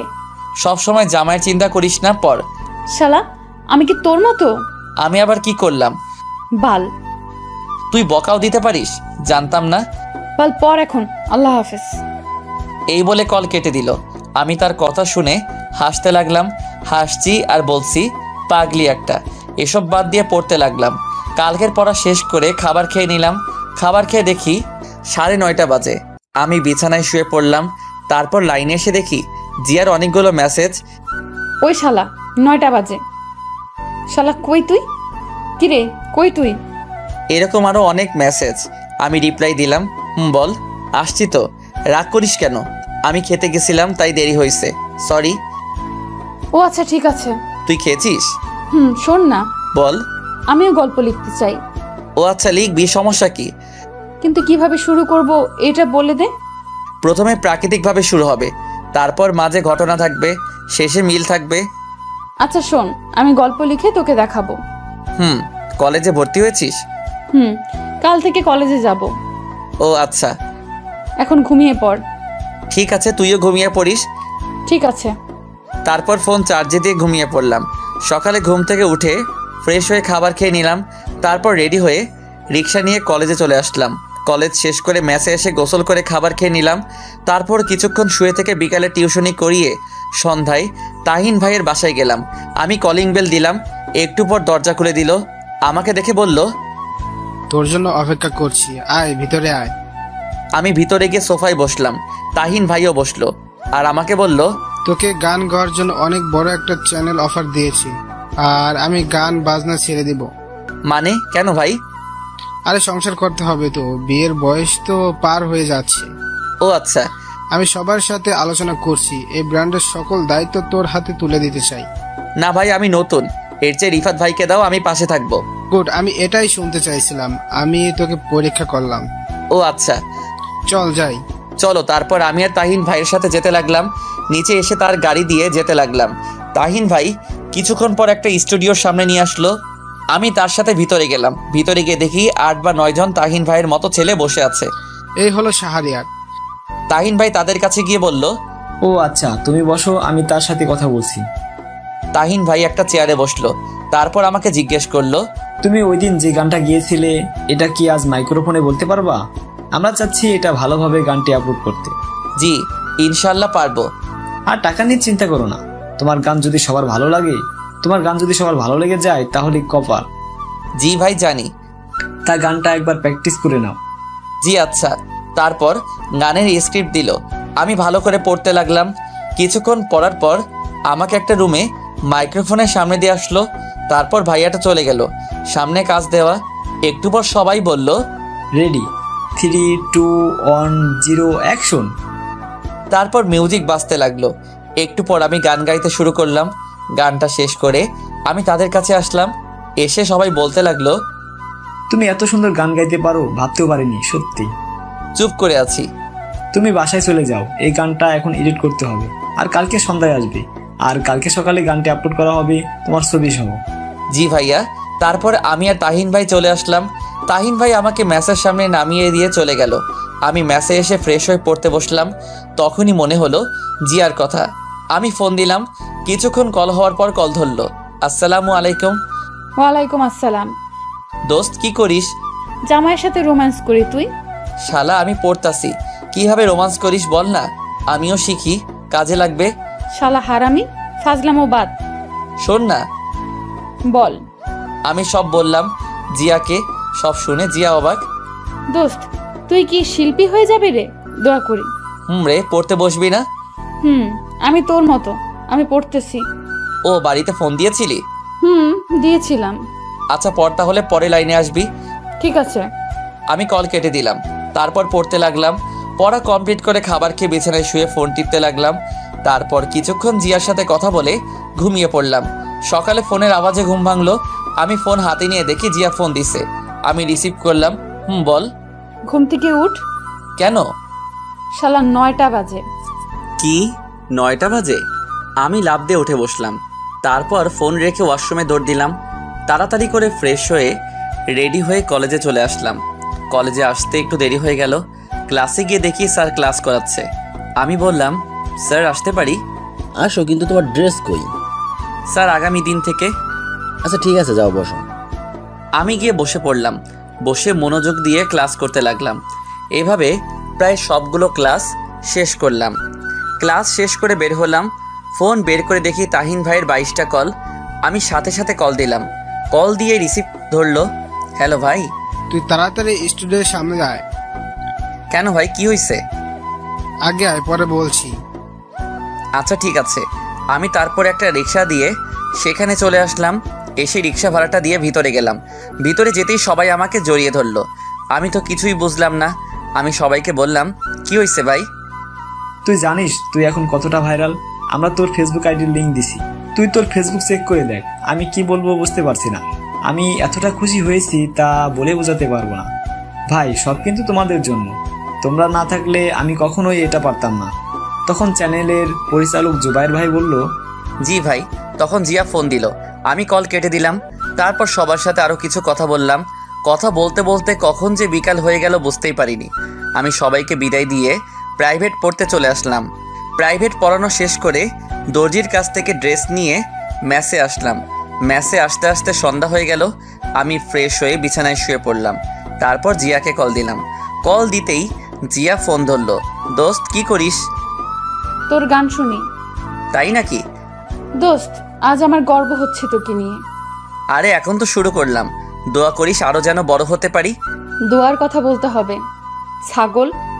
না তা না। খেয়েছিস? না মাত্র আসলাম। তাহলে এখন কিছু খেয়ে আয়, তারপর কল দে। আরে স্টুডিওতে সবাই মিলে বিরিয়ানি খেয়েছিলাম, তাই এখনো পেট ভরা। ও আচ্ছা। এইভাবে প্রায় কিছুক্ষণ কথা বললাম। কথা বলা শেষ করে ফেসবুকে গেলাম। গিয়ে তো আমি অবাক, কারণ 2000 ফ্রেন্ড রিকোয়েস্ট। আমি গল্পের কমেন্টে গিয়ে দেখি 1K কমেন্ট। আমি ইনবক্স চেক করলাম, দেখি 888টা মেসেজ। আমি তখন কতটা খুশি হয়েছিলাম বলতে পারবো না। তখনই মাথায় একটা আইডিয়া আসলো, ফেসবুকে পেজ খোলার। আমি একটা আমার নাম দিয়ে পেজ খুললাম। পেজ খুলে আরও কিছুক্ষণ ফেসবুক চালিয়ে রাতের খাবার খেয়ে নিলাম। খাবার খেয়ে ঘুমিয়ে পড়লাম। 2 বছর পর ইন্টার পরীক্ষা শেষ, তাই সকালে ঘুমিয়ে আছি। তখনই কলের শব্দে ঘুম ভাঙলো। আমি কলটা ধরলাম। হ্যালো দোস্ত আমি কালকে বাসায় চলে যাব। কেন? আরে পরীক্ষা শেষ, হোস্টেলে থেকে কি করব? আর বাবাও যেতে বলছে। ও আচ্ছা, আজ আমার সাথে দেখা করবি? ঠিক আছে। কয়টায় আসবো? আজ তোর জন্য একটা সারপ্রাইজ আছে। আমিও তোকে একটা কথা বলবো। আচ্ছা, তাহলে বিকেলে এই জায়গায় চলে আসবি। আচ্ছা। আচ্ছা, এখন রাখি, একজন কল দিছে। কে কল দিছে? আরে তুই রাখ, দেখা হলে বলবো। তখনই জিয়া কল কেটে দিল। আমি উঠে ফ্রেশ হয়ে নিলাম। তারপর খাবার খেয়ে বাইক নিয়ে মার্কেটে গেলাম। এই 2 বছরে নিজেকে অনেক পরিবর্তন করছি। নিজের বাড়ি গাড়ি সব হয়েছে। মার্কেটে এসে গোলাপ নিলাম, কারণ আজ জিয়াকে আমার মনের কথা বলবো। আমিও জানি সেও আমাকে ভালোবাসে, কিন্তু লজ্জার কারণে বলতে পারছে না। তাই আজ আমিই বলবো। গোলাপ নিয়ে তারপর একটা শাড়ি কিনলাম। এসব কিনে আমি আমার ফ্ল্যাটে চলে আসলাম। বাসায় এসে রহিম চাচাকে বললাম চা দিতে। আমি রুমে এসে ড্রেস চেঞ্জ করে ইউটিউবে কাজ করতে লাগলাম। একটু পর রহিম চাচা কফি নিয়ে আসলো। কাজ করতে করতে কখন যে দুপুর হয়ে গেল বুঝতেই পারিনি। আমি গোসল করতে গেলাম। গোসল করে এসে দেখি 2টা বেজে গেছে। আমি রেডি হয়ে রহিম চাচাকে বললাম, চাচা খাবার দাও তাড়াতাড়ি। টেবিল আসো, খাবার রেডি। আমি টেবিলে গেলাম। তারপর খাবার খেয়ে জিনিসগুলো নিয়ে বাইকের কাছে আসলাম। তারপর বাইক বের করে জিয়াকে কল দিলাম। কিছুক্ষণ কল হওয়ার পর কল ধরলো। আমি বললাম, দোস্ত আমি 20 মিনিটের মধ্যে এই জায়গায় আসছি। ঠিক আছে, আমি বের হচ্ছি। তারপর কল কেটে দিলাম। হেলমেট পরে বাইক স্টার্ট করে বেরিয়ে পড়লাম। প্রায় 30 মিনিট পর সেখানে আসলাম। আমি এসে দেখি একটি বোরকা পরা মেয়ে দাঁড়িয়ে আছে। আমি কাছে গেলাম, বুঝলাম এটা জিয়া। আমি গিয়ে তার সামনে বাইকটা ব্রেক করলাম। তখন জিয়া বলল, শাহরিয়ার, হুম। চল ওখানে গিয়ে বসি। বাইক রেখে তার কাছে গেলাম। সে বসে আছে। আমি পকেট থেকে ফুলটা বের করে হাঁটু গেড়ে বসলাম আর বলতে লাগলাম, ভালোবাসার সংজ্ঞা আমার জানা নেই। যদি কাউকে দেখার জন্য বারবার মন আনচান করার নাম ভালোবাসা হয়, তবে আমি তোকে ভালোবাসি। যদি শয়নে স্বপনে তাকে নিয়ে হৃদয় মাঝে ছবি আঁকানোর নাম ভালোবাসা হয়, তবে আমি তোকে ভালোবাসি। যদি অনুমতি দিস, সারা জীবন ভালোবাসতে চাই তোকে। আমি কথাগুলো বলে ফুলটা সামনে এগিয়ে দিলাম। আমি নিচের দিকে তাকিয়ে আছি। একটু পর জিয়া বলল, আমি তোকে ভালোবাসি না, আর আমি তোকে কখনো ভালোবাসতে পারবো না। তখনই কোথা থেকে একটা ছেলে এসে বলতে লাগলো, ওই জিয়া জানু। এই বলে ছেলেটা জিয়ার হাত ধরলো। আমি তখনই ছেলেটাকে মারতে লাগলাম। ছেলেটাকে নাকে ঘুষি মারলাম, ছেলেটার পেটে লাথি মারলাম। তখনই হঠাৎ করে জিয়া আমাকে থাপ্পড় মারলো। আমি ছেলেটাকে ছেড়ে দিয়ে জিয়ার দিকে তাকালাম। তখনই জিয়া আমাকে বলতে লাগলো, তুই এতটা খারাপ আমি ভাবতে পারিনি। তুই আর কোনো দিন আমার সাথে কথা বলবি না। আমি চুপ করে আছি। আমি শুধু তোকে বন্ধু ভাবতাম, তাই তোর এত কেয়ার করতাম। আর তুই, ছি, তোর মতো ছেলেদের বন্ধু বানানো যায়, কিন্তু কখনো ভালোবাসা যায় না। চুপ করে আছি। কি যোগ্যতা আছে তোর শুধু গান গাওয়া ছাড়া? তুই জানিস সে কে? তার সাথে আমার বাবা বিয়ে ঠিক করছে। ও আচ্ছা। তুই কোনো দিন আমাকে মেসেজ দিবি না। আমি শাড়িটা হাত থেকে ফেলে দিলাম। তারপর বাইকের কাছে গিয়ে বাইকটা স্টার্ট করে চলে আসলাম। হেলমেট পরিনি, বাইক চালাচ্ছি আর কান্না করছি। আমি ভাবতে লাগলাম, জিয়া আমাকে এতটা ঘৃণা করবে ভাবতে পারিনি। আমি ভাবতাম জিয়া আমাকে ভালোবাসে, কিন্তু আমি ভুল ছিলাম। আমি বাইক দিয়ে কোন দিকে যাচ্ছি মনে নেই। হঠাৎ করে দেখি সামনে থেকে একটা বড় ট্রাক আসছে। আমি অন্যমনস্ক থাকায় বাইকটা কন্ট্রোল করতে পারিনি। ট্রাকটি এসে আমাকে ধাক্কা দিল। আমি বাইক থেকে পড়ে গেলাম। মাথা থেকে রক্ত পড়ছে। কিছুক্ষণ পর চোখ বন্ধ হয়ে গেল, আর কিছু মনে নেই। যখন চোখ খুললো তখন নিজেকে হাসপাতালে আবিষ্কার করলাম। একপাশে তাকিয়ে দেখি তাহিন ভাই, জুবাইর ভাই আমার পাশে বসে আছে। আমি আস্তে করে বললাম, আমি এখানে কেন? তখন তাহিন ভাই বলল, তোর কথা বলতে হবে না, শুয়ে থাক। আমি কথা বললাম না। একটু পর ডাক্তার আসলো আর আমার চোখ খুলে দেখে বলল, 4 দিন পর জ্ঞান ফিরল। শুনে তো অবাক।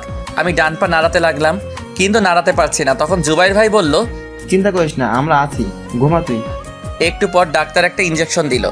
একটু পরে আমি ঘুমিয়ে পড়লাম। ওদিকে জিয়া বাসায় চিন্তা করতে লাগলো। ঠিকমতো খাওয়া দাওয়া নেই জিয়াও। এই 4টা দিন কথা না বলে খুব খারাপ লাগছে। শাহরিয়ারের জন্য আমার এত কষ্ট হচ্ছে কেন? তবে কি আমি শাহরিয়ারকে ভালোবাসি? না, এটা কি করে হয়? না, আমি শাহরিয়ারকে ভালোবাসি। তাকে ছাড়া আমি চলতে পারবো না। তখনই জিয়া তার রুম থেকে বের হয়ে তার বাবার কাছে যায়। জিয়া দেখে তার বাবা বিছানায় শুয়ে আছে। জিয়া গিয়ে তার বাবার পাশে বসলো। তখন তার বাবা বলল, কি রে, কিছু বললি? বাবা। বল। আসলে বাবা, না মানে, আরে বল। বাবা, আমি এই ছেলেকে বিয়ে করব না, আমি শাহরিয়ারকে বিয়ে করব। শাহরিয়াকে? তারপর জিয়া তার বাবাকে আমার কথা সবকিছু বলল। সবই তো বুঝতে পারছি, কিন্তু তার মা বাবা ছাড়া তোকে কি করে তার হাতে তুলে দেয়? চিন্তা করো না, এটা আমি ঠিক করব। তুমি শুধু মাকে রাজি করাও প্লিজ, আমি তাকে ছাড়া বাঁচবো না। যা তুই। সব শুনে তার বাবা বলল। তারপর জিয়া চলে আসলো, এসে টিভি দেখতে লাগলো, কিন্তু টিভি দেখা ভালো লাগছে না। এদিকে আমি ঘুম থেকে উঠলাম, জানালা দিয়ে তাকালাম, দেখে বুঝতে পারলাম দুপুর হয়ে গেছে। হঠাৎ দেখি কিছু সাংবাদিক আমার কাছে আসলো। পাশে দেখি জুবাইর ভাই আছে। আমাকে জুবাইর ভাই শুয়া থেকে বসালো আর বলল, সাংবাদিকরা মানলো না? তখনই একটা সাংবাদিক আমার মুখের সামনে মাইক্রোফোন দিয়ে বলল, আপনি কি করে অ্যাক্সিডেন্ট করলেন? বাইক দিয়ে। আপনি কি অন্য মানুষকে হয়ে বাইক চালান নাকি? হুম। কেন? এটা আমার ব্যক্তিগত। ওদিকে জিয়া টিভিতে লাইভে শাহরিয়ারের এই অবস্থা দেখে নিজেকে ক্ষমা করতে পারছে না। তখনই কল দিল, কিন্তু ফোন বন্ধ বলছে। জিয়া রুমে গিয়ে কান্না করতে লাগলো। এদিকে আমি সাংবাদিকদের সব প্রশ্নের উত্তর দিতে লাগলাম। কিছুক্ষণ পর তারা চলে গেল। একটু পর একজন নার্স এসে খাইয়ে দিল। খাইয়ে দেওয়ার পর আমি বিছানায় শুয়ে পড়লাম। ওইদিকে জিয়া তার বাবার কাছে গিয়ে বলল, বাবা, আমি ঢাকায় যাব, শাহরিয়ার হাসপাতালে ভর্তি। কেন, কি হয়েছে? শাহরিয়ার হাসপাতালে ভর্তি। আর যেতে হবে না। কি বলছো বাবা? তোর মাকে বলে দেখ যেতে দেয় কিনা। আমি কিছু জানি না। এরপর জিয়া তার মার কাছে গেল, গিয়ে বলতে লাগলো, মা, আমার ঢাকায় যেতে হবে। কেন? পরীক্ষা তো শেষ। মা, পরে আবার চলে আসবো। এই বলে জিয়া রুমে দৌড় দিল। তার মা পিছন থেকে ডাকতে লাগলো, কিন্তু শুনল না। রুমে গিয়ে রেডি হয়ে নিল। কিছুক্ষণ পর রেডি হয়ে বাসা থেকে দৌড়ে বেরিয়ে পড়ল। এদিকে আমি জুবাইর ভাইকে বললাম, ভাই আমার ফোন কই? ফোন ভেঙে গেছে? ও আচ্ছা, সিমগুলো আছে? আছে, এই নে। আমি সিমগুলো নিলাম। জুবাইর ভাই বলল, শোন, ডাক্তার বলছে তোর সুস্থ হতে 15 দিন বা 16 দিন লাগবে, কারণ তোর ডান পায়ে বেশি আঘাত পেয়েছিস। ও আচ্ছা, ঠিক আছে। ফোন লাগবে নাকি? খুব একা লাগছে, তাই ফোন হলে ভালো লাগতো। ঠিক আছে, আমি এখন যাই, আর সন্ধ্যা আসার সময় নতুন ফোন নিয়ে আসবো। ঠিক আছে ভাই। তখন রহিম চাচা আসলো। একটু পর জুবাইর ভাই চলে গেল। রহিম চাচা এসে আমার পাশে বসলো আর বলল, আমি জানি কি জন্য এরকম হলো। মাথা নিচু করে আছি। তুমি দেখো, এই মেয়ে এসে তোমার পায়ে পড়ে ক্ষমা চাইবে। চাচা জানেন, আজ মার কথা খুব মনে পড়ছে। মা শুনলে কি যে করতো। তোমাদের বাসায় ফোন দিবি? না, যদি বাবা থাকে। আমি ফোন দিই, তোমার আম্মুর নাম্বার বলো। তখন চাচা তার ফোন বের করলো, আমার কাছে ফোনটা দিয়ে বলল, কল দাও। আমি ফোনে নাম্বারটা তুললাম, এরপর কল দিলাম। কিছুক্ষণ পর কল ধরলো। আসসালামু আলাইকুম, কে বলছেন? মার কণ্ঠটা শুনে কান্না করে দিলাম। হ্যালো, কে? আর কান্না করছেন কেন? আমি কলটা কেটে দিলাম, আর একটু হলে মা চিনে ফেলতো। তখন চাচা বলল, থাক, কান্না করো না, সব ঠিক হয়ে যাবে। চাচাকে জড়িয়ে ধরলাম। চাচা আমাকে মাথায় হাত বুলিয়ে বলতে লাগলো, শুয়ে পড়ো এখন। এরপর চাচা আমাকে ধরে শুয়ে দিল। আমি শুয়ে পড়লাম। শুয়ে শুয়ে চাচার সাথে কথা বলতে লাগলাম। কথা বলতে বলতে কখন যে সন্ধ্যা হয়ে গেছে বুঝতে পারিনি। সন্ধ্যায় জুবাইর ভাই আর তাহিন ভাই আসলো, হাতে একটা ব্যাগটা এনে আমার কাছে দিল আর বলল, দেখ তোর ফোন পছন্দ হয় কিনা। আমি ব্যাগটা নিয়ে খুললাম, তারপর ফোনটা বের করলাম। ফোন বের করে দেখি অনেক দামি ফোন। ভাই, এত দামি ফোন? মাত্র 28,000 টাকা। আর শোন, তাড়াতাড়ি সুস্থ হতে হবে, কারণ এই তারিখে আমার বিয়ে। তাই নাকি? তা বিয়েটা কই হবে? আমার দেশের বাড়িতে, এখানে করব না। ও আচ্ছা। পছন্দ হয়েছে? ভাই, খুব পছন্দ হয়েছে। তখনই দরজার দিকে তাকিয়ে দেখি জিয়া। আমি দেখেও না দেখার ভান করলাম। আমি সিমগুলো ফোনে ভরলাম, ভরে ফোনটা অন করলাম। জিয়া এসে আমার পাশে বসলো। আমি তবুও তাকালাম না, আমি ফোন টিপতে লাগলাম। জিয়া আমার পায়ে ধরে বলতে লাগলো, আমাকে ক্ষমা করে দে, আমি বুঝতে পারিনি। এই বলে কান্না করে দিল। আমি বললাম, আরে না, আমারই ভুল ছিল, বন্ধুত্বের মধ্যে এটা আমার উচিত হয় নাই। তখনই জুবাইর ভাই বলল, সবাই বাইরে চলো। সবাই বাহিরে চলে গেল। এরপর আমাকে বলতে লাগলো, আমি এই কয়দিনে তোর শূন্যতা অনুভব করেছি। আমি বুঝেছি তুই কি ছিলি আমার জীবনে। চুপ করে আছি। প্লিজ আমাকে আপন করে নে। চুপ করে আছি। তুই যদি আমাকে আপন করে না নিস, তাহলে আমি হাত কাটবো, সত্যি। না, পাগলামি করিস না। আমাকে আপন করে নে। না, আমি সুস্থ হই তারপর। প্লিজ, আমি আর পারছি না। আমি তার দিকে তাকালাম। দেখি চোখের নিচে কালো দাগ, মুখটা শুকিয়ে গেছে। চেহারার এই অবস্থা কেন? তোর মতো কেউ শাসন করে না, তাই। চুপ করে আছি। ওই ছেলের সাথে আমার মা বিয়ে ঠিক করছে, তাই ওই দিন আমার সাথে দেখা করতে আসছিল, আর আমি তোকে মেরেছিলাম কারণ ভয়ে ওই ছেলে যদি আমার মাকে উল্টো পাল্টা বলে দিত। ক্ষমা করে দে। ঠিক আছে। জিয়া তখনই আমার ঠোঁটে কিস করলো, প্রায় 10 মিনিট পর ছাড়লো। আমি বললাম, এটা কি হলো? কি আবার হবে? তুই এখন মেসে চলে যা। আমি তোর সাথে থাকবো না, থাকতে পারবি না। এখন থেকে তুই বলা বাদ, তুমি করে বলবো। চেষ্টা করব। তখনই সবাই আসলো আর বলল, তাহলে থাক, আমরা চলে যাই। আচ্ছা। সবাই চলে গেল। আমি রহিম চাচাকেও পাঠিয়ে দিলাম। আমি শুয়ে ফোন টিপতে লাগলাম। জিয়ার দিকে তাকিয়ে দেখি খাবার রেডি করছে। কি করো ফোনে? এই তো ফেসবুক চালাচ্ছি। আমি ভাবতে লাগলাম জিয়াকে মেনে নিব নাকি কষ্ট দিব। না, কষ্ট দিব না। কষ্ট দিলে উল্টাপাল্টা কিছু করতে পারে। যে রাগী, তখন জিয়া আমাকে সোপ খাইয়ে দিতে লাগলো। আমি ইনবক্সে গিয়ে দেখি 1K মেসেজ। বেশিরভাগ মেসেজে গল্প দেন না কেন? আমি গল্প লিখতে লাগলাম। তখন জিয়া বলল, এখন গল্প লিখতে হবে না, কেন? কাল থেকে লিখবা। আর শোনো, আমি আর বাসায় ফিরে যাচ্ছি না। গেলে মা ওই ছেলের সাথে বিয়ে দিয়ে দিবে। তখনই ডাক্তার আসলো, এসে আমার পা থেকে প্লাস্টার খুললো, আর ডাক্তার বলল, পা একটু নাড়াতে চেষ্টা করুন। আমি পা নাড়াতে চেষ্টা করলাম। পায়ে একটু একটু শক্তি পেলাম। তারপর ডাক্তার জিয়াকে শিখিয়ে দিল কিভাবে কি করতে হবে। জিয়া এসে পায়ে একটা ওষুধ লাগিয়ে দিল। এরপর এসে আমাকে জড়িয়ে ধরলো। আমি কিছু বললাম না, কারণ খুব ভালোবাসি যে।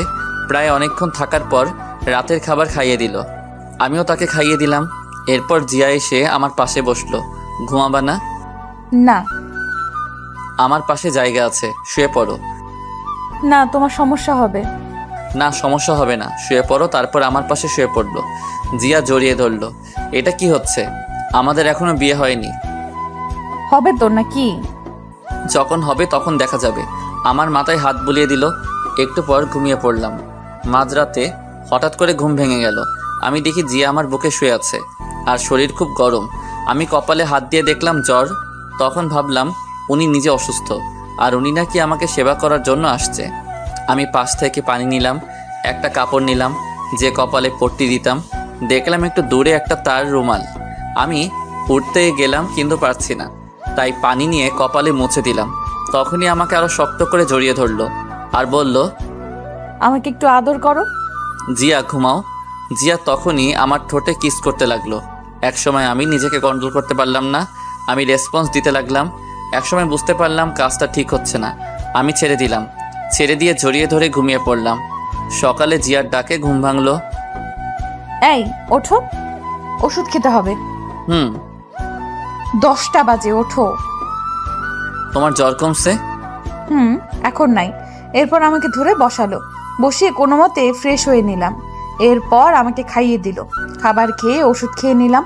এইভাবে চলে গেল 15 দিন। ওয়ালাইকুম আসসালাম, কেমন আছো এখন? আলহামদুলিল্লাহ ভালো, আপনি? আলহামদুলিল্লাহ। শোনো, একটা খবর আছে। ভাই বলেন। আজ সন্ধ্যা টিভিতে লাইভ অনুষ্ঠানে উপস্থিত হতে হবে। কোন চ্যানেল? এই চ্যানেলে। ওকে ভাই, সমস্যা নেই। ভাই 2 দিন পর তো তাহিন ভাইয়ের বিয়ে, যাবেন না? আজ সন্ধ্যা যাব। আচ্ছা, আমি প্রোগ্রাম শেষ করে যাব। ঠিক আছে, তোর বাসার সামনে গাড়ি দিয়ে চলে যাবে, রেডি হয়ে থাকিস। জি আচ্ছা। তারপর কল কেটে দিল। আমি শুয়ে শুয়ে ফোন টিপছি। তখনই তাহিন ভাই ফোন দিল। আমি কল ধরলাম। আজ সন্ধ্যায় চলে আসবি জিয়াকে নিয়ে।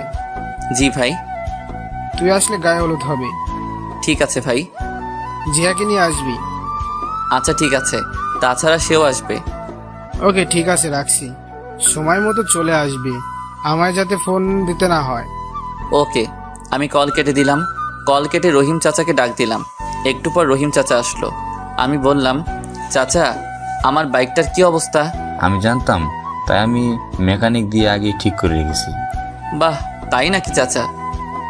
তুমি আসো, খেয়ে নাও। তা খাইছো? আচ্ছা ঠিক আছে, যাও, আমি আসছি। আমি বাইক মেকানিক জনিকে ফোন দিলাম। কিছুক্ষণ পর কল ধরলো। Hello Johnny. ভাই। আমার বাসায় এসে বাইকটা নিয়ে যা আর ঠিক করে রাখ। আমি রাতে এসে নিয়ে যাব। ভাই সব ঠিক করা আছে, রহিম চাচা নিয়ে আসছিল। তবুও আর একটু চেক করে রাখ। আর তোর দোকানে ভালো মানের হেলমেট আছে, যাতে ফেস না দেখা যায়।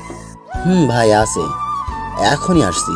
আর বাইক নিতে হবে না, আমি আপনার বাসায় এসে চেক করে দিচ্ছি। আচ্ছা ঠিক আছে, আসার সময় ভালো হেলমেট নিয়ে আসবি। ঠিক আছে ভাই। এখনই চলে আয়। আমি কল কেটে দিলাম। কল কেটে টেবিলে গেলাম খাবার খেতে। তখন রহিম চাচা বলল, শাহরিয়ার গোসল করে খাবার খেতে আসো, দুপুর হয়ে গেছে। ঠিক বলছো। যাও তাহলে। আমি এসে গোসল করতে গেলাম। কিছুক্ষণ পর গোসল করলাম। গোসল করে এসে খাবার খেয়ে নিলাম। তখনই কলিং বেল বাজালো। চাচা গিয়ে দরজা খুলে দিল। আমি তাকিয়ে দেখি জনি আসছে, হাতে একটা হেলমেট, কভারে মোড়ানো। আমি বললাম, জনি হেলমেটটা রেখে বাইকটা দেখ। ঠিক আছে। এই বলে জনি আমার কাছে হেলমেটটা রেখে বাইক চেক করতে চলে গেল। আমি খাবার শেষ করে হেলমেটটা দেখতে লাগলাম। হেলমেটটা খুব পছন্দ হয়েছে। তখনই জিয়া কল দিল। আমি সাথে সাথে কল রিসিভ করলাম। ওই কল দাও নাই কেন? বিজি ছিলাম জান, আর আমি এখনই কল দিলাম। ওষুধ খেয়েছো? না, মাত্র খাবার খেলাম। শোনো না। বলো।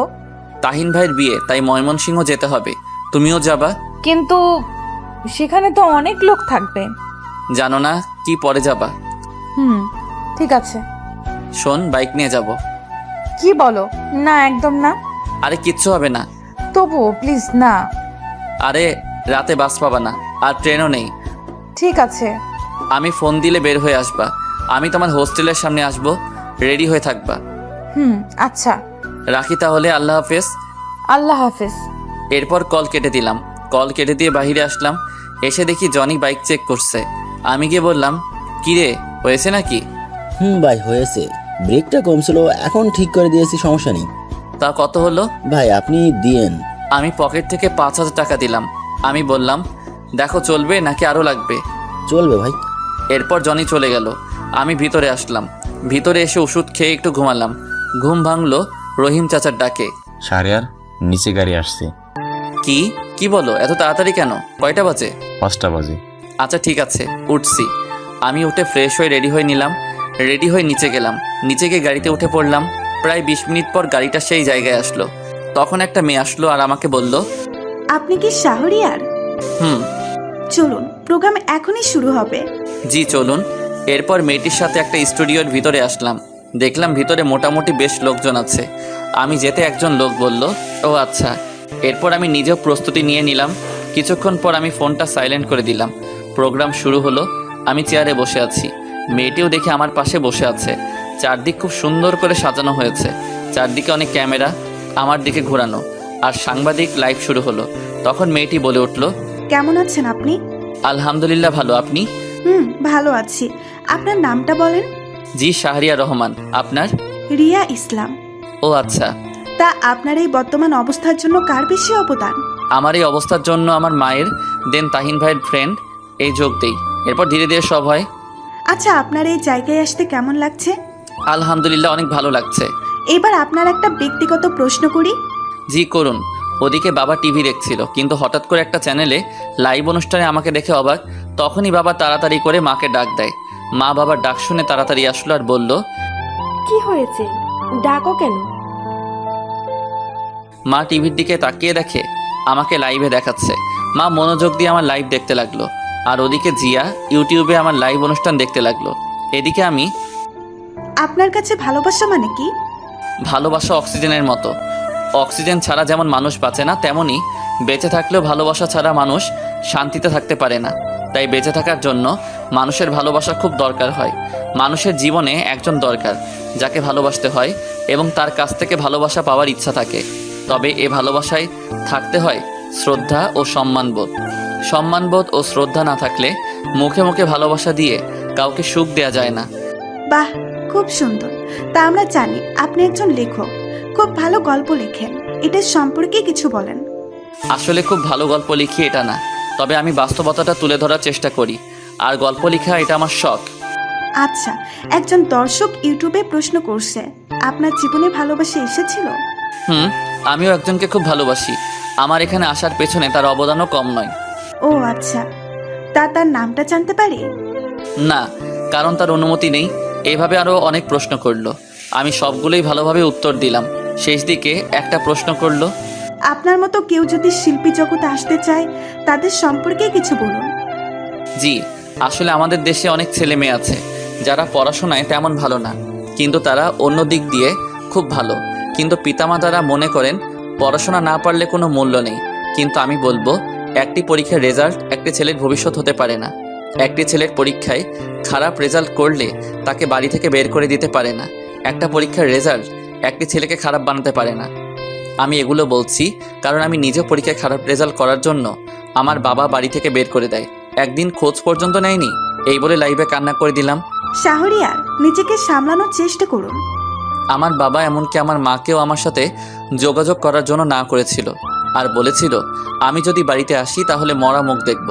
তখন আমার পাশে আমার ভালোবাসার মানুষটা না থাকলে আমি কখনো এই জায়গায় আসতে পারতাম না, কারণ আমার এই সময় পকেটে টাকা ছিল না খাওয়ার মতো। সে সব কিছু দিয়ে সাহায্য করছে, আর বিশেষ করে সে সাহস দিয়েছে। আপনাকে অনেক ধন্যবাদ আমাদের সাথে সময় দেওয়ার জন্য। আপনার হাতে এখন পুরস্কার তুলে দেবেন এই চ্যানেলের পরিচালক মোহাম্মদ জাকির চৌধুরী। আমি অনুরোধ জানাবো স্যারকে পুরস্কার তুলে দেওয়ার জন্য।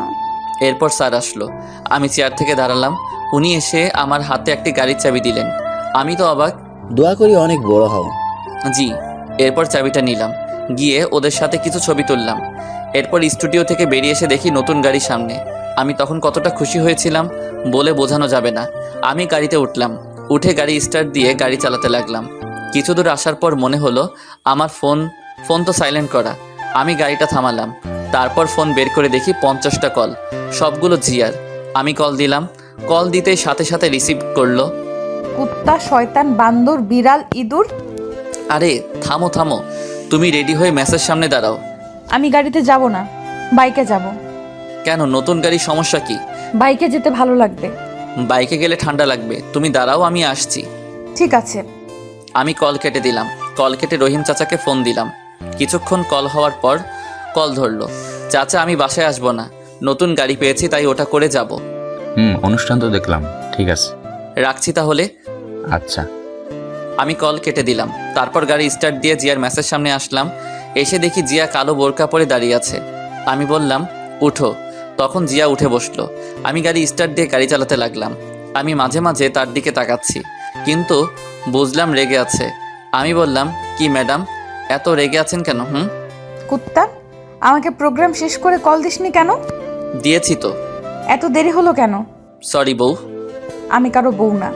তাই? তাই। একটু এদিকে আসবা? না, আসবো না।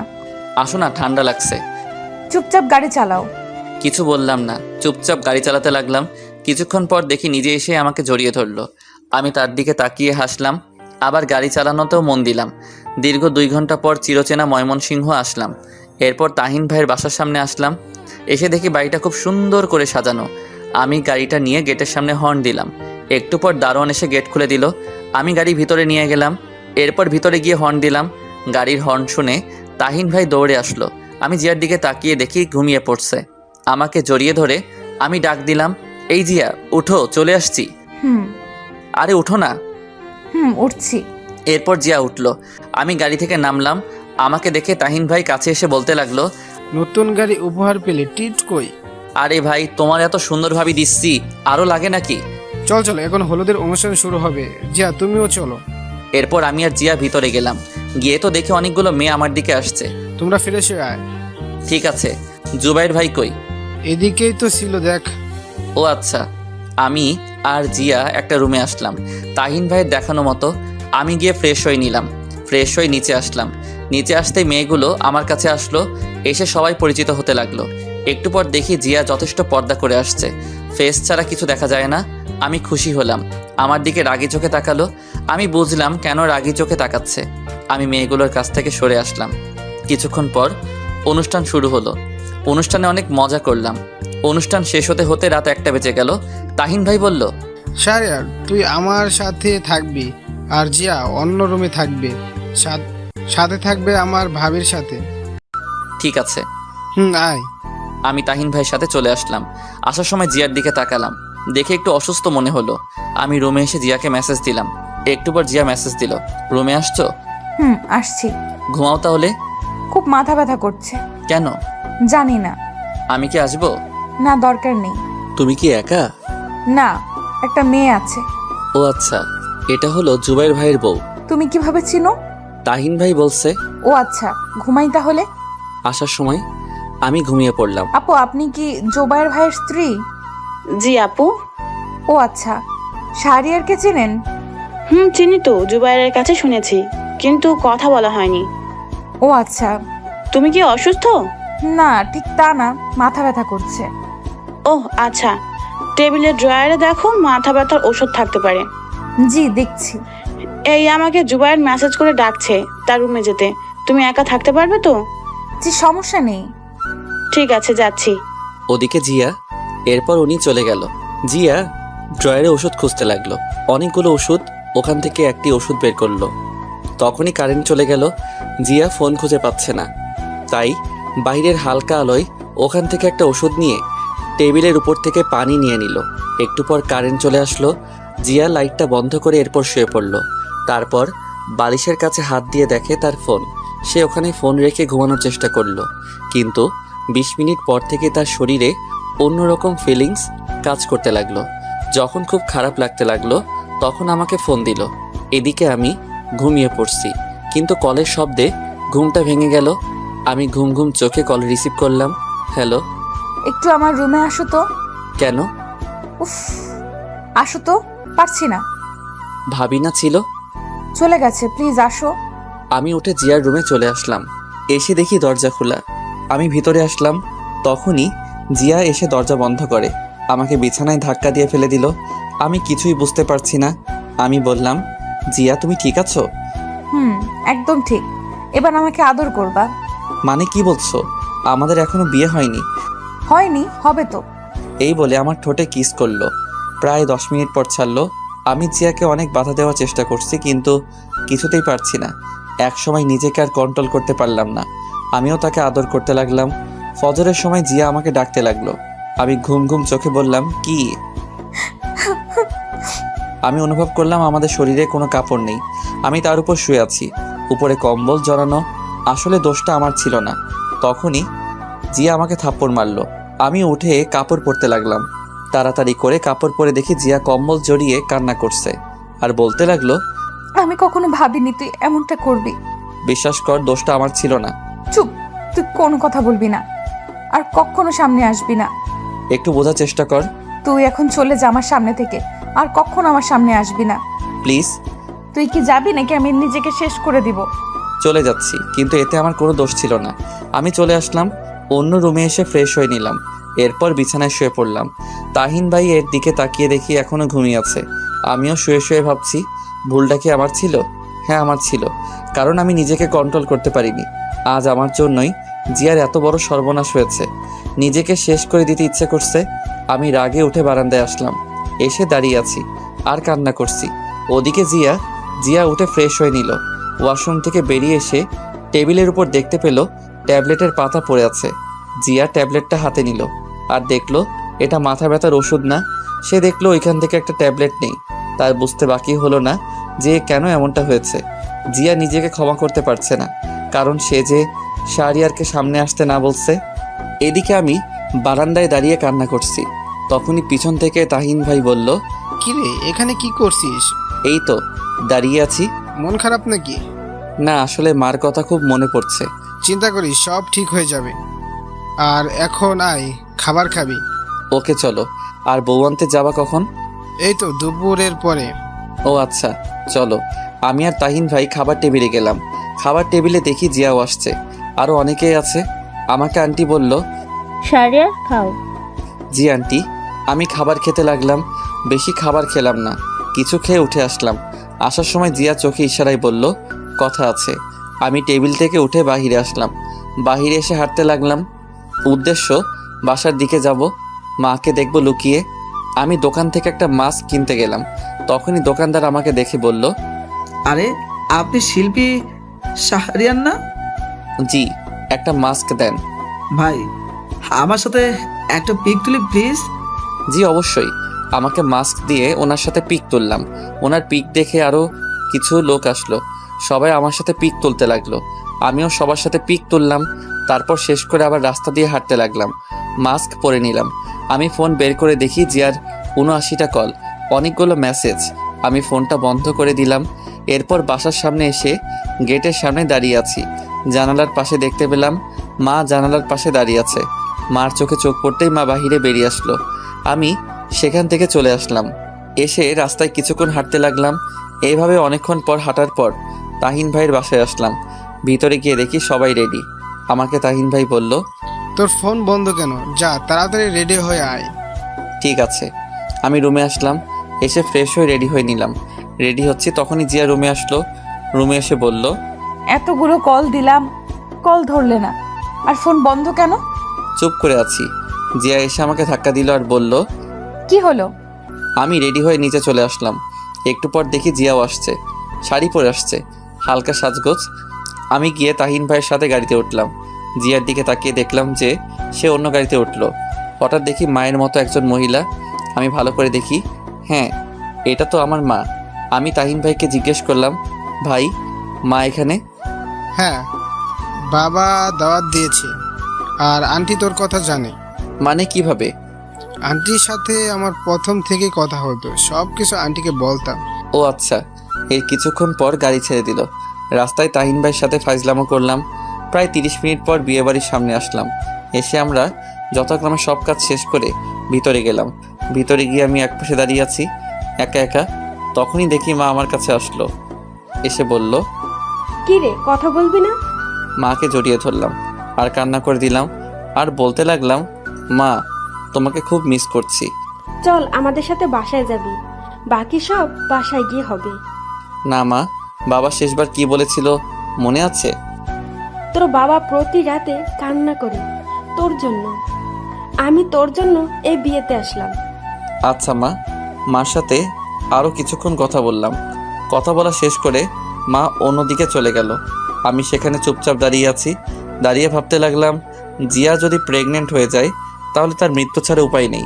না, আমি আজই জিয়াকে বিয়ে করব, তারপর দূরে চলে যাব। ভাবতে লাগলাম আরও অনেক কিছু। তখনই জিয়া আমার কাছে আসলো আর এসে বলতে লাগলো, কি হলো, ঠিক মতো কথা বলো না কেন? আমি মাথা নিচু করে দাঁড়িয়ে আছি। কি হলো? তোমার দিকে তাকিয়ে কথা বলার সাহস আমার নেই। আমি তোমার সাথে খুব অন্যায় করেছি। এই বলে আমি অন্যদিকে চলে আসলাম। জিয়া পিছন থেকে ডাকতে লাগলো। আমি শুনিনি। বিয়েটা যথারীতি হয়ে গেল। আমি জিয়ার পাশে গিয়ে বললাম, আমার সাথে আসো। এই বলে সেখান থেকে তাকে নিয়ে চলে আসলাম। আমি একটা কাজী অফিসে আসলাম। এসে ভিতরে গেলাম। ভিতরে গিয়ে দেখি কাজী সাহেব বসে আছে। আমি গিয়ে বললাম, বিয়ে পড়ান। সাক্ষী লাগবে? আসলে সাক্ষী তো আনিনি, আপনি কোনো একটা ব্যবস্থা করুন। ঠিক আছে। এই বলে কাজী সাহেব কয়েকজনকে ফোন দিল। একটু পর কিছু লোক আসলো। যথারীতি বিয়ে করে নিলাম। বিয়ে করে বেরিয়ে আসলাম। তখনই জিয়া বলল, কত স্বপ্ন ছিল মা বাবাকে সাথে নিয়ে বিয়ে করব, কিন্তু হলো না। কোথায় যাবা এখন? তোমার বাসায়। আমি তাহিন ভাইয়ের বাসায় আসলাম। এসে গাড়িটা নিয়ে আমার বাসার দিকে চলে আসলাম। আমি ফোনটা অন করলাম। তখনই তাহিন ভাই কল দিল। আমি কল রিসিভ করলাম। ভাই। কিরে, কই তুই? ভাই, আমি বাসায় যাচ্ছি, আর তোমাকে পরে খুলে বলবো। ঠিক আছে। আমি কল কেটে দিলাম। কিছুক্ষণ পর বাসার সামনে আসলাম। তখনই দারোয়ান চাচা গেট খুলে দিল। আমি গাড়িটা পার্ক করে ভিতরে গেলাম। এরপর দেখি মা বেরিয়ে আসলো। কি রে, এটা কে? তোমার বৌমা। কি বলিস? বিয়ে করলি কখন? এইমাত্র নতুন বউ আর তরতাজা আছে। শয়তান, সত্যি কি তুই বিয়ে করেছিস? মা, সত্যি। এরপর জিয়া গিয়ে মাকে সালাম করলো। মা জিয়াকে দেখে বলল, বাহ, কি সুন্দর, চাঁদের মতো বউ। মা, চাঁদের ফটোকপি আনছি। চুপ, আয় ভিতরে আয়। এরপর আমরা ভিতরে আসলাম। এসে দেখি বাসাটা ঠিক আগের মতোই আছে। তখন মা বলল, তোরা ফ্রেশ হয়ে আয়, আমি খাবার দিচ্ছি। ঠিক আছে। এরপর আমি আর জিয়া রুমে আসলাম। তখন জিয়া বলল, শোনো না। চুপ করে আছি আর রুমের চারদিকে তাকিয়ে দেখছি। জিয়া হঠাৎ করে আমাকে বিছানায় ধাক্কা দিয়ে ফেলে দিল আর আমার বুকের উপরে উঠে বসলো আর বলতে লাগলো, আসলে কাল রাতে আমি অন্য ট্যাবলেট খেয়েছিলাম, তাই আসলে এই ভুলটা হয়েছে। চুপ করে আছি। সরি বললাম তো। ও আচ্ছা। মাফ করে দাও প্লিজ। আমি ফ্রেশ হতে যাব। আগে বলো মাফ করছো। এবার যাও। ফ্রেশ হয়ে খাবার টেবিলে চলে গেলাম। খাবার খাচ্ছি। একটু পর জিয়াও আসলো। সে এসে খেতে লাগলো। আমি চুপচাপ খাবার শেষ করে বাহিরে চলে আসলাম। বাহিরে এসে দেখি সন্ধ্যা হয়ে গেছে, তাই পুরনো সেই আড্ডায় গেলাম।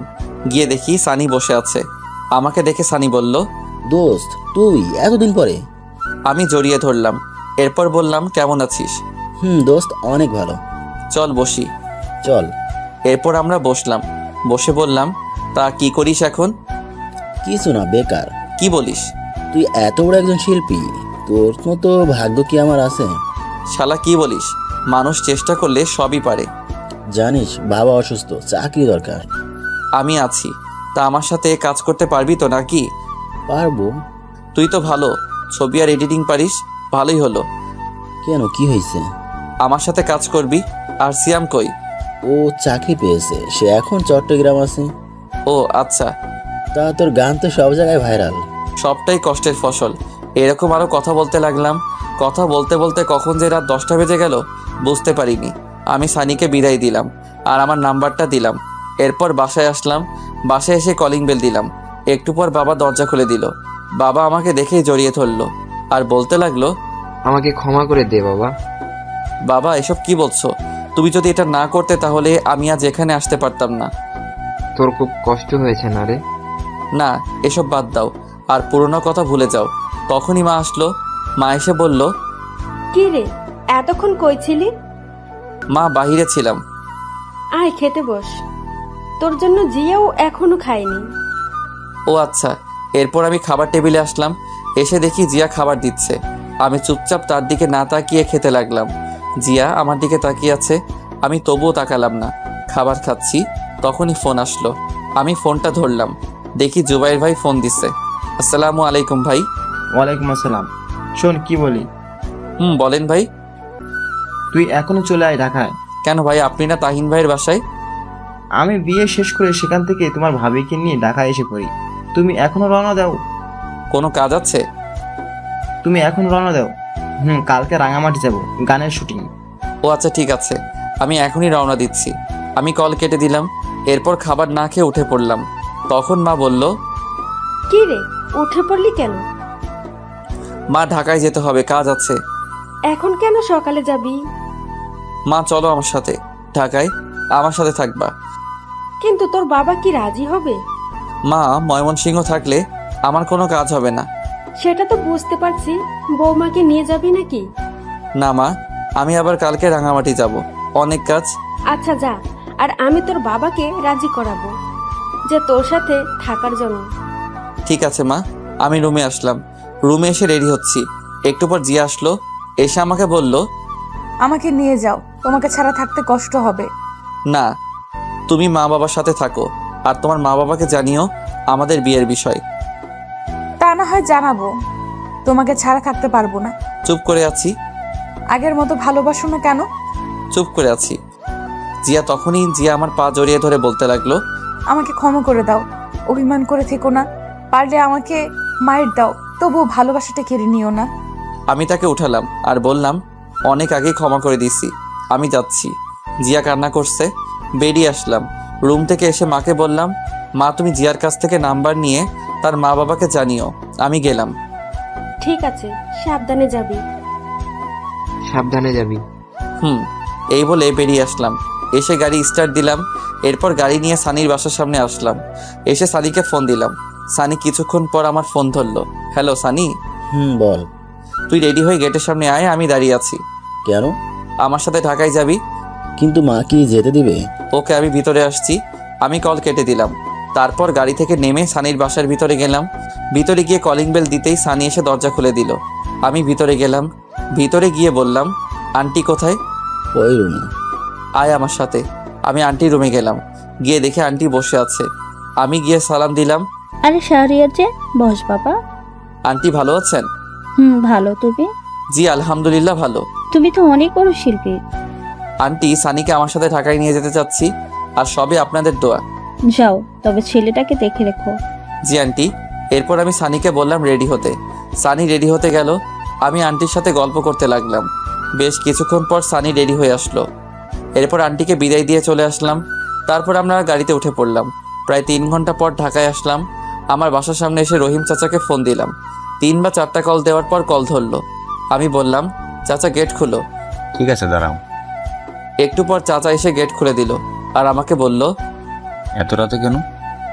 আর বলো না, কাল সকালে রাঙামাটি যাব। ও আচ্ছা। আমি গিয়ে গাড়ি পার্ক করে সানিকে নিয়ে ভিতরে গেলাম। ভিতরে গিয়ে ফ্রেশ হয়ে নিলাম। এরপর সানিও ফ্রেশ হয়ে নিল। আমি ঘড়ির দিকে তাকিয়ে দেখি 3টা 20 বেজে গেছে। তাই ভাবলাম এখন যদি ঘুমিয়ে পড়ি তাহলে সকালে উঠতে পারবো না। আমি সানিকে বললাম, তুই ঘুমিয়ে পড়, আমি একটু কম্পিউটারে এডিট করি। আরে না, এখন আর ঘুম আসবে না। কি এডিট করবি? এই তো আগের একটা গানের ভিডিও। আমি এডিট করি। ঠিক আছে, তাহলে তুই কর, আমি গল্প লিখি। এরপর সানি এডিট করতে লাগলো। আমি রহিম চাচাকে ডাক দিয়ে বললাম, চাচা 2 কাপ কফি দিতে পারবা? আনছি। চাচা কফি আনতে গেল, আমি গল্প লিখতে লাগলাম। বিছানায় বসে একটু পর চাচা কফি বানিয়ে আনলো। আমি বললাম, চাচা তুমি গিয়ে ঘুমিয়ে পড়ো। ঠিক আছে। এরপর চাচা চলে গেল। আমি গল্প লিখতে লাগলাম। গল্প লিখতে লিখতে কখন যে ফজরের আজান দিয়ে দিল বুঝতে পারিনি। এরপর আমি আর সানি মসজিদে গিয়ে নামাজ পড়ে নিলাম। নামাজ শেষ করে রুমে এসে দেখি জুবাইর ভাই কল দিচ্ছে। আমি কল ধরলাম। হ্যালো ভাই, গুড মর্নিং। Good morning. তুমি এই জায়গায় চলে আস, আমরা দাঁড়িয়ে আছি। ঠিক আছে ভাই। এরপর কল কেটে দিয়ে নাস্তা করে আমি আর সানি ওই জায়গায় গেলাম। দেখি ওরা গাড়িতে বসে আছে। আমি তাদের কাছে গেলাম। তখন জুবাইর ভাই বলল, শাহরিয়ার এটা কে? ভাই এটা আমার বন্ধু, আর সে ভালো এডিটিং পারে, আজ থেকে আমাদের সাথে কাজ করবে। ঠিক আছে, উঠে পড়। এরপর আমি আর সানি গাড়িতে উঠে পড়লাম। গাড়ি তা আপন গতিতে চলতে লাগলো। আমরা 13 জন আছি সবাই মিলে। তখন আমার ফোনে জিয়া কল দিল। আমি কল ধরলাম। আসসালামু আলাইকুম। ওয়ালাইকুম আসসালাম। তুই আমাকে ঠিক মতো সময় দিস না কেন? বিজি ছিলাম। কুত্তা, তোরে যদি আমি হাতের কাছে পাই তাহলে কি যে করবো সেটা দেখা যাবে। শোন, মা বাবা আজ এই বাসায় আসবে আর সব মেনে নিয়েছে। ও আচ্ছা, আর বাবা মা কি রাজি হয়েছে ঢাকায় আসার জন্য? রাজি হয়েছে। ও আচ্ছা, তারা কখন আসবে? একটু পরেই। ও আচ্ছা। রেগে আছো? না। তাহলে মুখের রস নাই? না নাই, আমার মা ছোটবেলায় মধু দেয়নি তাই। কুত্তা, তোরে আমি আমার বিয়ে হয়েছে আর এখন পর্যন্ত তোকে কাছে পাইনি। দরকার নাই তো কাছে পাওয়ার। কেন, আমার কি ভালোবাসতে মন চায় না? ও তাই নাকি? আমি কি আবার ওইসব ট্যাবলেট খাবো কি না? আরে না না প্লিজ, আমি তো নাই। তোকে লাগবে না কুত্তা। আমি এই কাজটা শেষ হলেই চলে আসবো। কতদিন লাগবে? 7 দিন লাগবে। উফ। জিয়ার সাথে আরো কিছুক্ষণ কথা বলতে লাগলাম। কথা বলা শেষ করে সবাই মিলে আড্ডা দিতে দিতে সন্ধ্যায় রাঙামাটি পৌঁছালাম। এরপর সবাই হোটেলে গিয়ে রেস্ট নিতে লাগলাম। রেস্ট নিয়ে কিছুক্ষণ সবার সাথে আড্ডা দিয়ে রাতের খাবার খেয়ে ঘুমিয়ে পড়লাম। সকালে ঘুম থেকে উঠে শুটিংয়ে কাজ করতে লাগলাম। ওদিকে কয়েকদিন পর জিয়া আর মা বাবা ঢাকায় আসলো। বেশ কিছুদিন পর দুপুরে ব্যাগ গোছাচ্ছি, তখনই জিয়া ফোন দিল।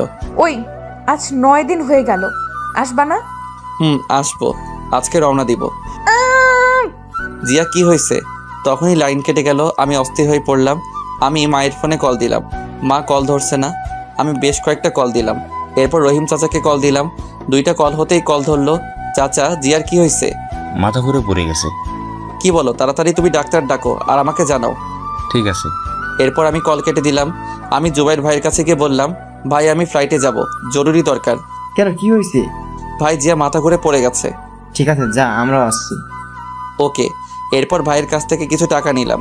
এরপর ব্যাগ নিয়ে বেরিয়ে পড়লাম। প্রায় অনেকক্ষণ পর ঢাকায় আসলাম। আস্তে আস্তে প্রায় রাত হয়ে গেছে। আমি এসে কলিং বেল দিলাম। কিছুক্ষণ পর চাচা এসে দরজা খুলে দিল। চাচা, এখন কি অবস্থা? এখন ভালো। আরেকটা খুশির খবর আছে। কি? আগে ভিতরে যাও। আমি ভিতরে আসলাম। তারপর আমার রুমে গিয়ে দেখি জিয়ার পাশে মা বসে আছে। আমাকে দেখে মা বলল, শাহরিয়ার তুই বস, আমি তোর জন্য খাবার নিয়ে আসছি। মা জিয়ার কি হয়েছে বলো? মুস্কি হাসতে হাসতে বাহিরে চলে গেল। মা শোনো শোনো। আমি গিয়ে জিয়ার মাথায় হাত রাখলাম। তখনই জিয়া বলল, ওই, ফ্রেশ হয়ে আস, আমার কিছু হয়নি, আর একটা সারপ্রাইজ আছে। কি বলো? আগে যাও। আচ্ছা। এরপর আমি ড্রেস চেঞ্জ করে ফ্রেশ হয়ে নিলাম। তারপর এসে দেখি মা খাবার নিয়ে আসছে। মা তুমি খাবার নিয়ে আসছো কেন? আমি তো নিচে যেতাম। তোর জন্য আনিনি। তাহলে কার জন্য? আমার মেয়ের জন্য। কি বলো? আমার তো খুব খিদে পেয়েছে। তুই যা, আমি আসছি। এই বলে মা জিয়াকে মুখে তুলে খাইয়ে দিতে লাগলো। আমি নিচে আসলাম। এসে দেখি টেবিলে বাবা বসে আছে। আসসালামু আলাইকুম বাবা। আসসালামু আলাইকুম বস। আমি বসলাম। তা কাজ কেমন চলছে? এই তো আলহামদুলিল্লাহ। তোমার? ময়মনসিং ভালো ছিল? আমি তো কাউকে চিনি না, তাই ভাবছি আমি চলে যাব। না, তোমার কিছু করতে হবে না। আরে সেখানে আমার কত বন্ধু, আমি থাকতে পারবো না। ঠিক আছে, তোমার যেমন ইচ্ছে। তুই বৌমাকে নিয়ে এখানে থাক। ঠিক আছে। এরপর বাবার সাথে কথা বলতে লাগলাম। একটু পর মা আসলো, এসে আমাদের খাবার দিল। আমি খাবার খেয়ে রুমে আসলাম, এসে দরজা বন্ধ করে লাইট বন্ধ করলাম, বিছানায় এসে শুয়ে পড়লাম। তখনই জিয়া আমার বুকে আসলো। আমি বললাম, এবার বলো। বলবো। আরে বল না। তখনই জিয়া আমার কানের কাছে এসে বলল, তুমি বাবা হতে যাচ্ছ। কি সত্যি? তুমি খুশি হয়েছো? খুশি মানে ভীষণ। এবার হবে নাকি? হবে মানে খেলা হবে। এই বলে আমি জিয়ার ঠোঁটে ঠোঁট ডুবিয়ে দিলাম আর আদর করতে লাগলাম। 1.5 বছর পর সকালে আমি আমার মেয়েকে নিয়ে শুয়ে আছি। তখনই আমার মেয়ে হিয়া কান্না করতে লাগলো। আমি জিয়াকে ডাক দিলাম, এই জিয়া, হিয়া কান্না করছে। আসছি। তখনই জিয়া আসলো, দেখে আমি মেয়েকে কান্না থামানোর চেষ্টা করছি। এদিকে দাও, তুমি পারবে না। আমার মেয়েকে আমি কান্না থামাতে পারবো? তোমার মেয়ে মানে? আমারই তো। ওকে, তাহলে মেয়ের খিদে পেয়েছে, দাও আমি যাচ্ছি। এই না না, আসো, হিয়ার খুব খিদে পেয়েছে। শয়তান একটা, দাও আমার কোলে। এরপর জিয়া হিয়াকে খাওয়াতে লাগলো। আমি উঠে ফ্রেশ হয়ে নিলাম। ফ্রেশ হয়ে এসে দেখি জিয়া হিয়াকে আবার ঘুম পাড়িয়ে দিয়েছে। আমি গিয়ে পিছন থেকে জড়িয়ে ধরলাম আর ঘাড়ে মাথা রেখে বললাম, আদর চাই। হবে না। কেন? হরতাল 3 দিনের। ইস, কেন? বুঝো না কেন? উফ, তাহলে মিষ্টি দাও। এটাও হবে না। কেন? এই বলে আমি জোর করে জিয়ার ঠোঁটে কিস করতে লাগলাম। কিস করতে করতে বিছানায় ফেলে দিলাম। এরপর গলায় পেটে আদর করতে লাগলাম। এই না। তখনই মনে হলো, তাই শক্ত করে জড়িয়ে ধরলাম। কি মহারাজ? আরেকটা পুতুল আনার চেষ্টা করছি। চুপ, আমার লজ্জা লাগে। তাই